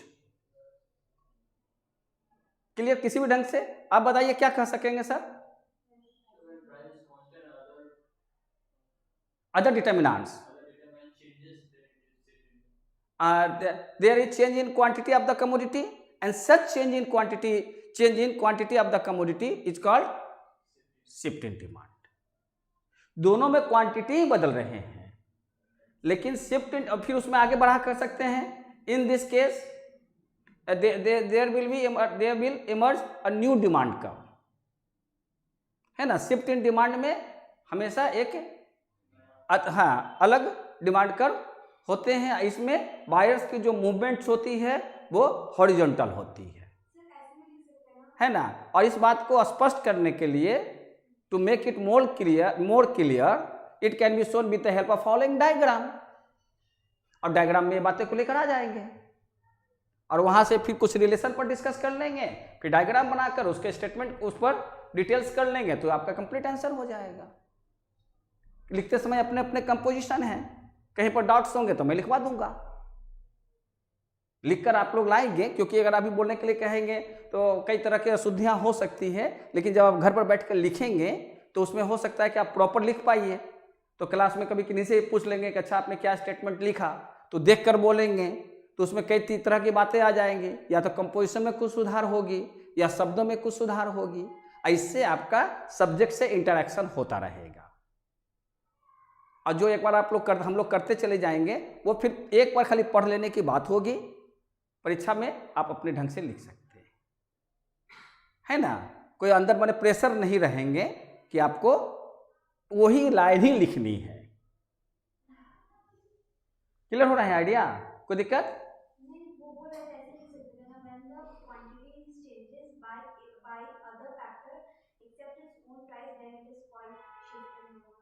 हाँ, कहीं नहीं लिख सकती हैं।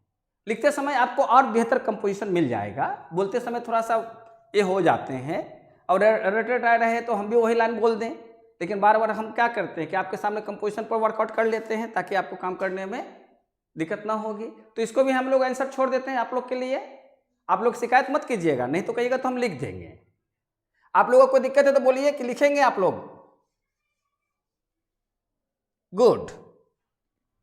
क्या कि डिस्कशन से एक बेनिफिट ये मिलेगा कि आप लोग के पास थोड़ा सा इम्पावर होंगे रिटेन में, तो ज़्यादा कुछ और डिस्कशन में अच्छा भी लगेगा और अच्छी बात है। अब इसमें हम लोग सीखते हैं एक्सेप्शन।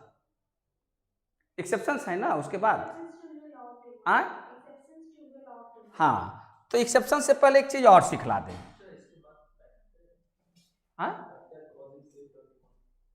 फैक्टर्स, तो वही तो हो गया, all other determinants except its own price.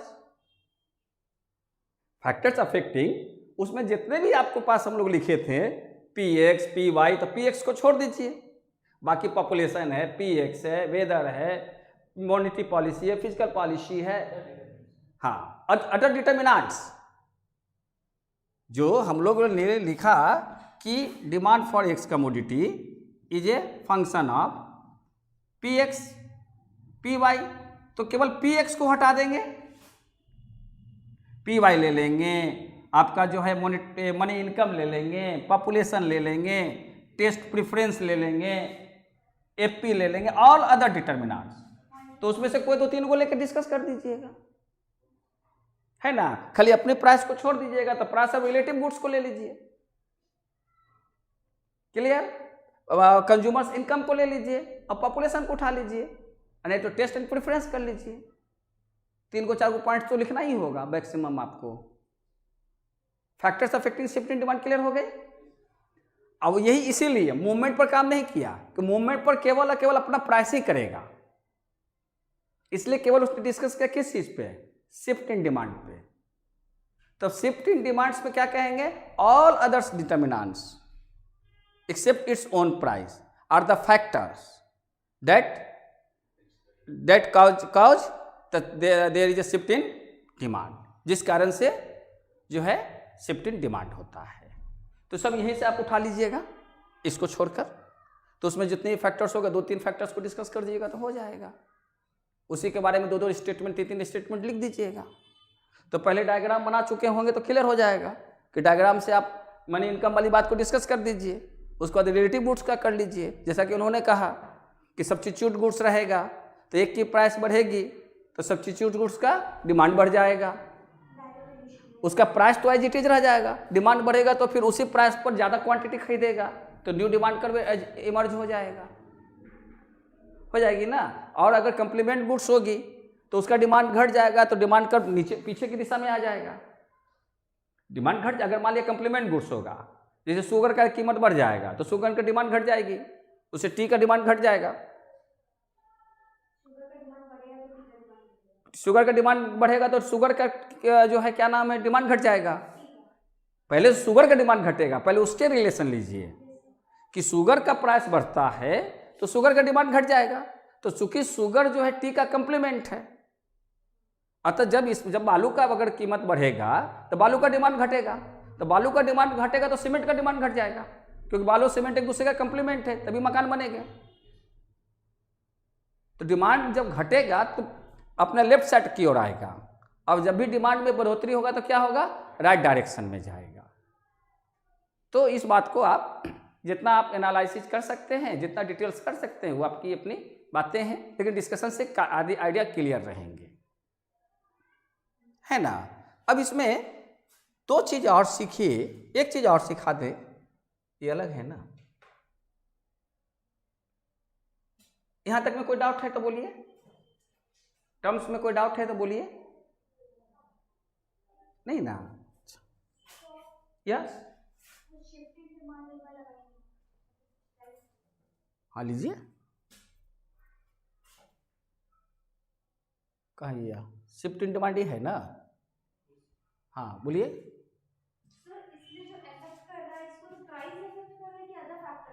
Price तो कांस्टेंट है, अगर इनकम बढ़ गया ना, मनी इनकम बढ़ गया तो आपके पास पहले से ज़्यादा पैसा है, पहले आपके पास 10 रुपया था पर्स में, अब 15 रुपया हो गया पर्स में, तो आपको ये जम्पशन है कि टोटल पैसा खर्च करना है सेम कमोडिटी पर, कमोडिटी सेम रहे, समझ रहे हैं। तो उस स्थिति में क्या होगा कि आप पहले से ज़्यादा बंडल खरीद सकेंगे ना, तो पहले से ज़्यादा बंडल खरीदेंगे तो आप यहाँ पर क्वांटिटी को शो करेंगे ना, पहले 25 खरीद रहे थे अब 28 खरीद रहे हैं, तो इस 28 को दिखाने के लिए इस कर्व पर तो नहीं होगा, इस कर्व पर आने के लिए हमको यहाँ पर प्राइस लेकर आना होगा, जबकि आपने एज्यूम कर लिया है कि प्राइस कांस्टेंट है। अतः प्राइस को तो आप चेंज नहीं करेंगे, तो हमारा क्वांटिटी फिर इसी प्राइस पर कहाँ जहाँ पर मैच करेगा उसके रिस्पेक्ट में डिमांड कर्व लेकर आएंगे। तो इस प्रकार हमारा मूवमेंट ए से बी की ओर होगा, है ना। तो इस तरह से ए से बी की ओर हॉरिजॉन्टल मूवमेंट जब होता है बायर्स का due to change in determinant, then it is called shift in demand.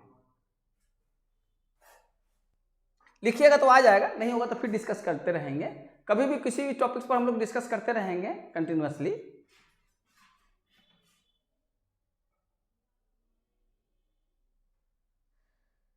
अच्छा, एक बात और इसमें समझिए, जो बार बार यूज आता है, देखिए गुड्स के बारे में पढ़ते, कमोडिटी, 3 तरह के कमोडिटी आपको पढ़नी है, बार बार यूज होगा, अलग अलग जगह पर अलग अलग ढंग से कमोडिटी होगी, कहीं सब्स्टिट्यूट गुड्स और कंप्लीमेंट गुड होगा, और कहीं कहीं आपका जो गुड होता है वो 3 तरह का लेगा। हाँ, एक होगा आपके पास नॉर्मल गुड, समझ रहे हैं। एक गुड होगा आपके पास, हाँ ये कुछ लिख सकते हैं, गिफिन गुड्स। गिफिन का स्पेलिंग देखिए तो यही है ना, GIFFIN। और थर्ड है आपका इंफीरियर गुड्स।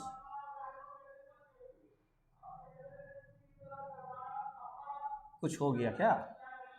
देखिए नॉर्मल गुड्स को सुपीरियर गुड्स भी कह सकते हैं, जो गिफिन या इंफीरियर नहीं है वो नॉर्मल या सुपीरियर है। बात समझ में आ रहे हैं? तो अब इसकी डिस्कशन करते समय 2 बातें समझने की है। पहली बात कि जो गिफिन गुड्स हैं ये ऑलवेज जो है ये अफेक्ट होते हैं अपने प्राइस से, माने जब भी गिफिन गुड्स की चर्चा होगी तो वो हमेशा रेफरेंस किससे लेगा? इंफीरियर से लेगा, सॉरी नहीं, Giffen goods is always related with its own price. और हाँ बोलिए।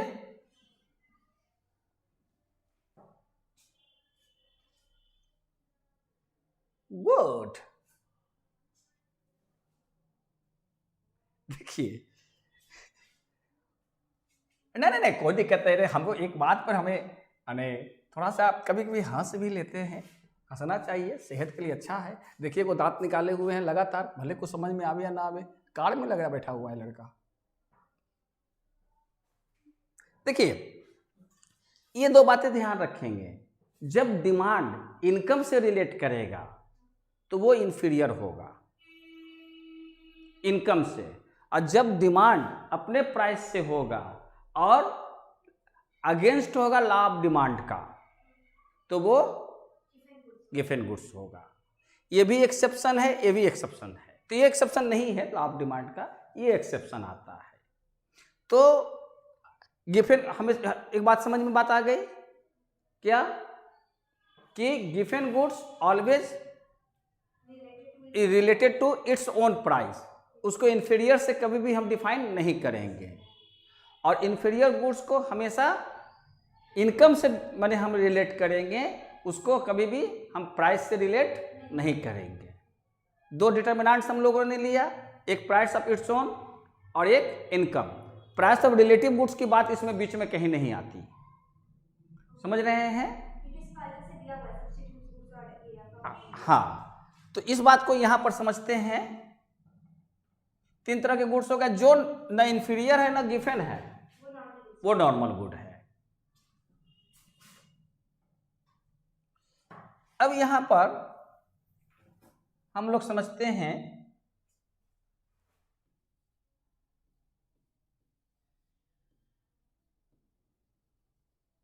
एक्सेप्शंस ऑफ, अब बातें सब खत्म हो गई, अभी हम लोग कंक्लूड करते हैं सब्जेक्ट को, चैप्टर को, एक कंक्लूजन हो जाएगा। Exceptions of law of demand.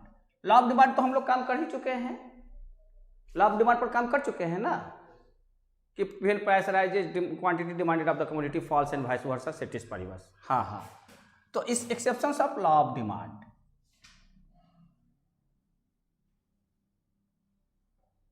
Exception का मतलब क्या समझते हैं? हाँ, लेकिन ऐसे ऐसे क्या समझेंगे एक्सेप्शन को?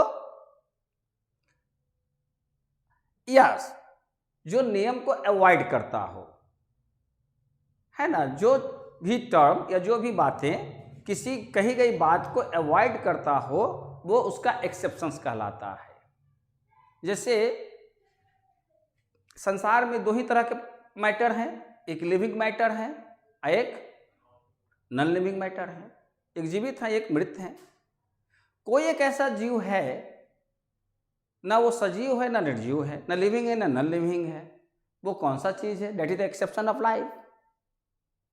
बताइए, आप लोग बायोलॉजी में पढ़े होंगे, आप लोग अमीबा का नाम सुने होंगे, अमीबा, एमीबिया या अमीबा, हम लोग अमीबिया कहते हैं, आप लोग एमीबिया कहिए, उसको कहते हैं ना कि उसमें कुछ जो है कैरेक्टरिस्टिक्स लिविंग के हैं और कुछ कैरेक्टरिस्टिक्स नॉन लिविंग के हैं, ना वो जीवित है ना, तो कह सकते हैं ना एक्सेप्शंस ऑफ लाइफ, है ना। खैर, यहां पर कोमा में रहते तो फिर भी तो लिविंग है, वो एक्सेप्शन ऑफ लाइफ नहीं है बदमाश, वो पहले कभी सही था, उसके बाद वो मैंने उसमें चला गया कोमा में चला गया, फुल स्टॉप अभी नहीं लगा है या तो वो फुल स्टॉप हो जाएगा, नहीं तो उसका कोमा हट जाएगा, कंटिन्यू हो जाएगा। खैर खैर खैर, अच्छी बातें है। सामने रहने पर कितना आनंद आता, सभी लोग क्लास हंसता, बताओ कितना टॉनिक मिल जाता है। अच्छा, समय भी होने लगा। देखिए, exceptions of law of demand. Law of demand क्या कहता है? नियम कहता है कि प्राइस राइजेज डिमांड फॉल्स, ये हमारा लॉ ऑफ डिमांड है। अब हमको एक्सेप्शंस क्या दिखाना है कि price rises demand also rises. जो जो केस में ये घटना होगी, जिस सिचुएशन में ये घटना होगी, वो सभी एक्सेप्शंस हो जाएंगे, है ना। इसमें कर्व क्या होता है? डाउनवर्ड होता है। इसमें हर केस में इसमें क्या होगा? अपवर्ड हो जाएगा। इसलिए डिमांड कर्व नीचे भी जा सकता है और ऊपर भी जा सकता है। तो जब एक्सेप्शंस होंगे तो उसमें डिमांड कर्व प्राइस के साथ पॉजिटिव रिलेशन एस्टेब्लिश करेंगे, है ना। Exceptions of law of demand refers to those cases in which there is a positive relation between price of the commodity and quantity demanded of the commodity. Positive relation हो गया। अगर पूछा जाए कि what do you mean by exceptions of law of demand, यहां पर तो हम लोग आंसर देखेंगे कि what are the exceptions of law of demand, कौन कौन से ऐसे टर्म्स है जो लॉ ऑफ डिमांड के एक्सेप्शंस होते हैं। लेकिन अगर यही डिफिनेशन डिफाइन करने के लिए आ जाए कि what do you mean bye exception of law of demand, तो सिंपल सी बातें होंगी।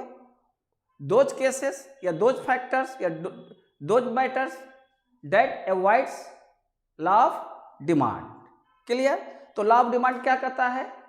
प्राइस को हमेशा पकड़ेंगे, प्राइस से डिमांड को हम लोग डिसाइड करते हैं कि price rises demand falls, but in exceptions of law of demand demand also rises in the same direction.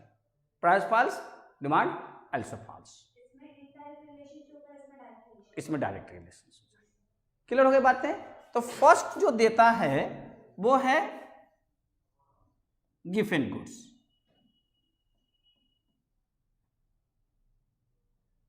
Given good, तो गिवन गुड सिंपल कह सकते हैं इन इकोनॉमिक्स।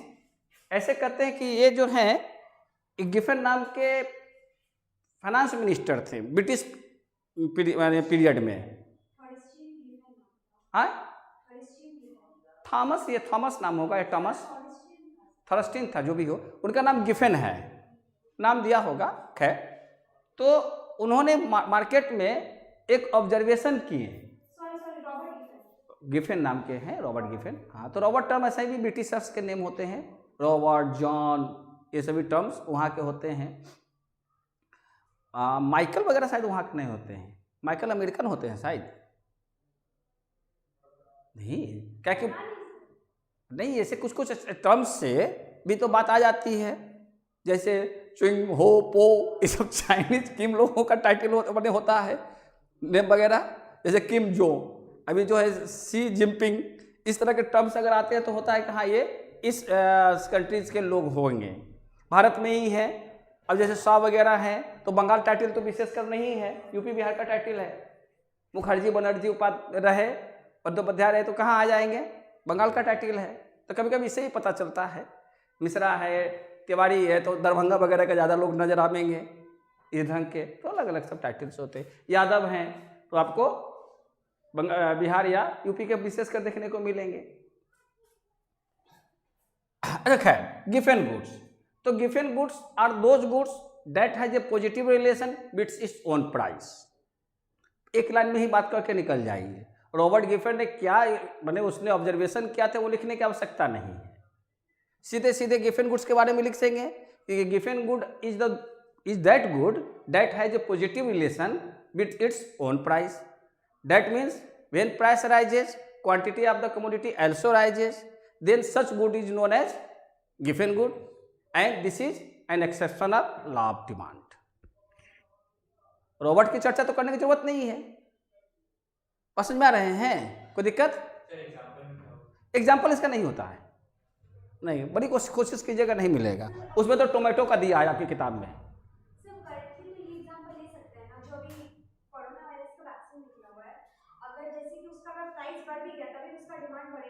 वो तो फ्री ऑफ कॉस्ट है। नहीं, कैसे, जिस चीज का प्राइसलेस है उसको आप कैसे कमोडिटी में जोड़िएगा? हाँ, जो दे रहे हैं तो कहना क्या चाह रही हैं, प्राइस बढ़ेगा तो इसका रिक्वायरमेंट्स भी ज्यादा है, हम लोग को चाहिए, इसका डिमांड बढ़ रहा है तो इसका प्राइस भी। तो ये तो देखना पड़ेगा कि आपका जो है ये आप पढ़िएगा कहाँ, determination of price, equilibrium price level करिएगा तो वहाँ ये बात होगी कि वस्तु कैसा है, कि आपका नेसेसरी गुड्स है, कि लग्जरी गुड है, कि नॉर्मल गुड है, ड्यूरेबल गुड्स है, पेरिसेबल गुड्स है, उसके अनुसार उसकी प्राइस का डिटर्मिनेशन होगा। तो प्राइस की डिटर्मिनेशन की बात है, हम लोग तो प्राइस डिटर्मिनेशन नहीं कर रहे हैं, हम लोग केवल और केवल रिलेशन के बारे में समझ रहे हैं कि ये प्राइस, अगर प्राइस बढ़ जाएगा तो लोग कहाँ जाएंगे, प्राइवेट में नहीं जाकर सरकारी में नहीं जाएंगे। अगर कोरोना की कीमत अगर प्राइस उसका बढ़ जाता है तो परिणाम क्या होंगे, मैक्सिमम लोग किधर की ओर जाएंगे, जहां फ्री मिल रही उधर की ओर जाएंगे ना, सिंपल सी बातें हो गई। आप कहना क्या चाह रही थी? ठीक, हाँ, तो अब होता है कि डिमांड के अनुसार प्राइस डिसाइड करिए कि प्राइस के अनुसार डिमांड डिसाइड कीजिएगा। कैसे प्राइस के अनुसार उसका डिमांड कैसे बढ़ेगा? तो जरूरत है यानी कि डिमांड बढ़ रहा है, तब प्राइस के बारे में आप बात कर रही हैं। आपका इंडिपेंडेंट वेरिएबल कौन सा है? डिमांड है, और लॉ ऑफ डिमांड में प्राइस, तो उसके अनुसार डिसाइड कर लेंगे, है ना? क्लियर हो गया आइडिया? अच्छा, सेकंड जो है इसमें अब क्या लेंगे, एक्सपेक्टेशन। अगर आपके पास एक्सपेक्टेशन फॉर फ्यूचर प्राइस,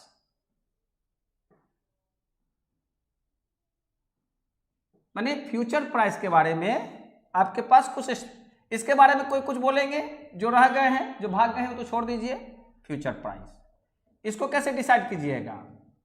ये प्राय जो है आपको स्टॉक मार्केट में देखने को मिलता है, शेयर मार्केट, है ना, कि अगर आपको ये एक्सपेक्टेशन हो, या आपका जैसे पता चल जाए कि परसों जो है पेट्रोल का कीमत में 2 रुपया का बढ़ोतरी होगा, तो आप क्या करेंगे? आपका क्वांटिटी पहले आप डेली 2 लीटर बढ़ाते थे, वहाँ जाके 5 लीटर बढ़ाइएगा, क्योंकि आपको तो भय हो गया कि फिर 2 रुपया बढ़ जाएगा, फिर हो सकता है कि 5 रुपया बढ़ जाए।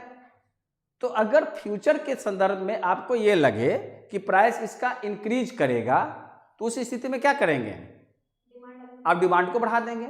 आपको लगता है कि आज इस शेयर की कीमत 20-25 रुपया है, फ्यूचर में ये बढ़ेगा, तो जैसे जैसे उसका कीमत बढ़ने लगेगा उससे उससे इन्वेस्टर्स क्या करेंगे, उसको लगेगा कि यस इसकी और फर्दर रेट बढ़ सकती है, तो अभी इस रेट पर ले लेंगे तो आगे जाकर हम इसको ऊंचे रेट पर बेच देंगे तो हमको मुनाफा मिल जाएगा। जबकि नियम कहता है कि प्राइस बढ़ेगा तो डिमांड घटेगा, लेकिन इन केसेस में प्राइस के बढ़ने के साथ साथ डिमांड भी बढ़ रहा है, तो it is also an exception of law of demand. Very clear? कोई दिक्कत? आप लोग अंगूठा दिखाएंगे? गुड, क्लियर हो रहे हैं? गुड। थर्ड क्या लिखेंगे? और डिजिटल बोर्ड है, ये तो अच्छा है कि कम से कम बहुत सारी चीजें रिस्ट्रिक्टेड है, तो कभी कभी बड़ा बेइज्जती का सामना करना पड़ता है। वो आप कुछ कर रहे हैं, नेट पर कुछ अनाप शनाप चीज खुल जाएगा, ना आप आंख बंद कर पाइएगा ना हम कर पाएंगे, उसको हड़बड़ी करते करते बात हो जाती है, क्योंकि डिजिटल है। इतना हम आप लोग तो कम से कम बात को समझते ही हैं। कोई भी होगा तो फाइटिंग का सीन आ जाएगा, कोई फिल्म का एक्शन शुरू हो जाएगा, कोई भी इधर से उधर बटन दब जाए, क्योंकि नेट ऑन होते हैं, क्योंकि तो पूरी तरीके से कंप्यूटर है ना। अच्छा, थर्ड क्या लिखिएगा? थर्ड में लिख देख सकते हैं वेवलेन इफेक्ट। वेवलेन इफेक्ट। अच्छा, जो बातें बोलते जा रहे हैं इस बात को इसमें आप लोग इंक्लूड कर लीजिएगा ना, नहीं होगा तो हम कर देंगे, वही मत कहिएगा कि हम मैंने नहीं किए। क्यों सर? क्योंकि लगातार तो 2-3 दिन छुट्टी हो जाएगी। अब अपनी मुलाकात कब होगी? ट्यूसडे को, तो कम से कम 4 दिन का टाइमिंग है, आराम से थोड़ा थोड़ा करते चले जाइएगा अपना क्लास, क्योंकि जो करते जाइएगा वही फाइनल होता चला जाएगा। फिर अदर सब्जेक्ट आप जितना देर हमारे साथ बैठे हैं उसका 25 मिनट घर पर टाइम दीजिएगा, 25 से 30 मिनट, और वो भी एक्स्ट्रा टाइमिंग, आपका काम हो जाएगा। वेवलेन इफेक्ट, इसी को डेमोन्स्ट्रेशन इफेक्ट भी कहते हैं।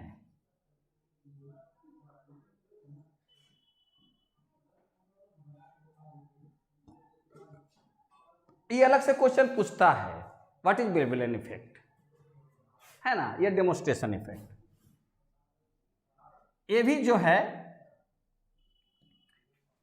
पॉजिटिवली जो है रिलेट करता है, मतलब इसमें कह सकते हैं जैसे judging quality at higher prices, यानी लोगों को ये विचार हो जाती है, क्वालिटी स्पेलिंग ठीक लिखें, यानी लोग सोचते हैं कि जैसे जैसे उसकी कीमत बढ़ते जाएगी उसकी क्वालिटी उसके अनुसार होती है ना।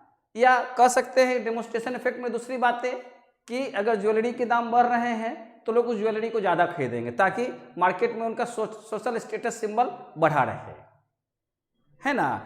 जो आपके पास स्टेटस सिंबल की चीज़ें होती हैं तो उसकी कीमत बढ़ने पर उसकी डिमांड बढ़ जाती है मार्केट में, अपने को अपने लोगों से बेहतर देखने के लिए, दिखाने के लिए। तो जो सोशल स्टेटस की चीज़ें हैं, डेमोन्स्ट्रेशन के लिए जो चीज़ें होती हैं, उसके साथ भी जो है लॉ ऑफ डिमांड काम नहीं करते हैं, है ना। इससे भी लॉ ऑफ डिमांड अवॉइड होते हैं और यह भी इफेक्ट जो है यह आपका exception of law of demand को क्रिएट करता है। कहाँ कॉन्स्पिशियस गुड्स भी कहते हैं वेवलेन इफेक्ट्स में।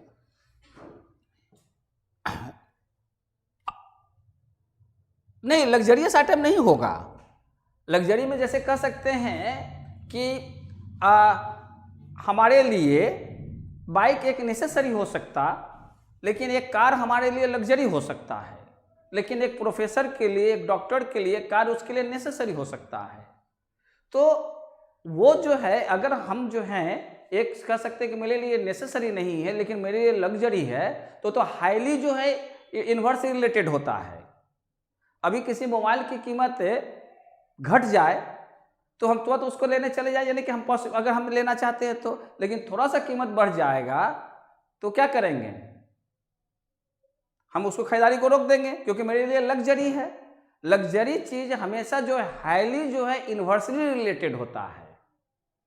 ये इलास्टिसिटी में आपको हम समझाएंगे कि हाईली जो है वो क्या होता है, प्राइस के साथ इन्वर्स रिलेटेड होता है, क्योंकि लग्जरी है, आपके लिए नेसेसरी नहीं है। नेसेसरी रहेगा तो क्या होगा, हर हाल में आपको उसको लेना ही पड़ेगा। इसलिए luxury items will not be the exceptions of law of demand, but conspicuous goods and such types of goods जो स्टेटस सिंबल को रिप्रेजेंट करता हो, जो क्वालिटी को आपके माने साइको को जो माने डिस्टर्ब करता हो, वो तमाम इम्पैक्ट आपके प्राइस के साथ पॉजिटिव रिलेशन को एस्टेब्लिश करता है। इस प्रकार इस केस भी, यह केस भी exceptions of law of demand हो जाते हैं। हो गई बातें। एक केवल रह गया कौन सा, डाउनवर्ड स्लोपिंग का, तो उसको अगले क्लास में करा देंगे, ठीक है ना, वही लास्ट है ना इसमें। देखिए तो वही, अब देखिए तो उसमें और कुछ रह गया, देखिए तो आप लोग उसमें कुछ और रह गया, कंज्यूमर सरप्लस रह गया, वो मार्जिनल यूटिलिटी वो उसमें सिखा देंगे डाउनवर्ड स्लोपिंग कर्व। तो चूंकि उसको समझाने में 15-20 मिनट लग जाएंगे, समझ रहे हैं ना, क्या कि उसमें हम दोनों बात समझाएंगे आएंगे। वही चीज है कि वो डाउनवर्ड क्यों होता है उसका स्लोप, और स्लोप से क्या समझते हैं।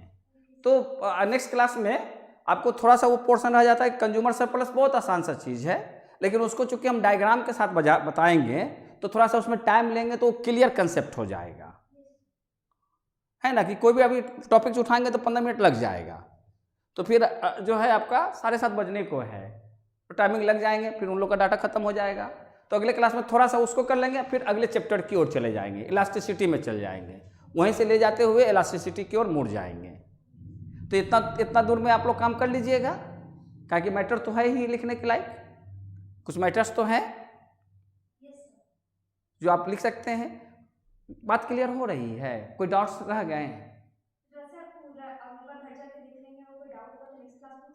ठीक है, अभी तक का डिस्कशन में कोई विशेष दिक्कत, बात पहुंच रही है ना आप तक? अच्छा, आप लोग को क्लियर हो रहे हैं? गुड, ठीक है। घर में कहिए लोग चाय बनाकर आप लोग को दे, बहुत बड़ा काम कर लिए, पढ़ाई लिखाई कर लिए। बड़ी हंसती है, ले वो अंगूठा दिखा दिया, मम्मी चाय बना के देगी, उल्टे 2 चपट लगाएगी। ओके, टाटा, हाँ आ जाइए, मिलते हैं नेक्स्ट क्लास में। तो आज यहीं पर कंक्लूड करते हैं। Thank you sir, thank you good girls. हाँ, मिलते हैं हाँ आफ्टर ब्रेक।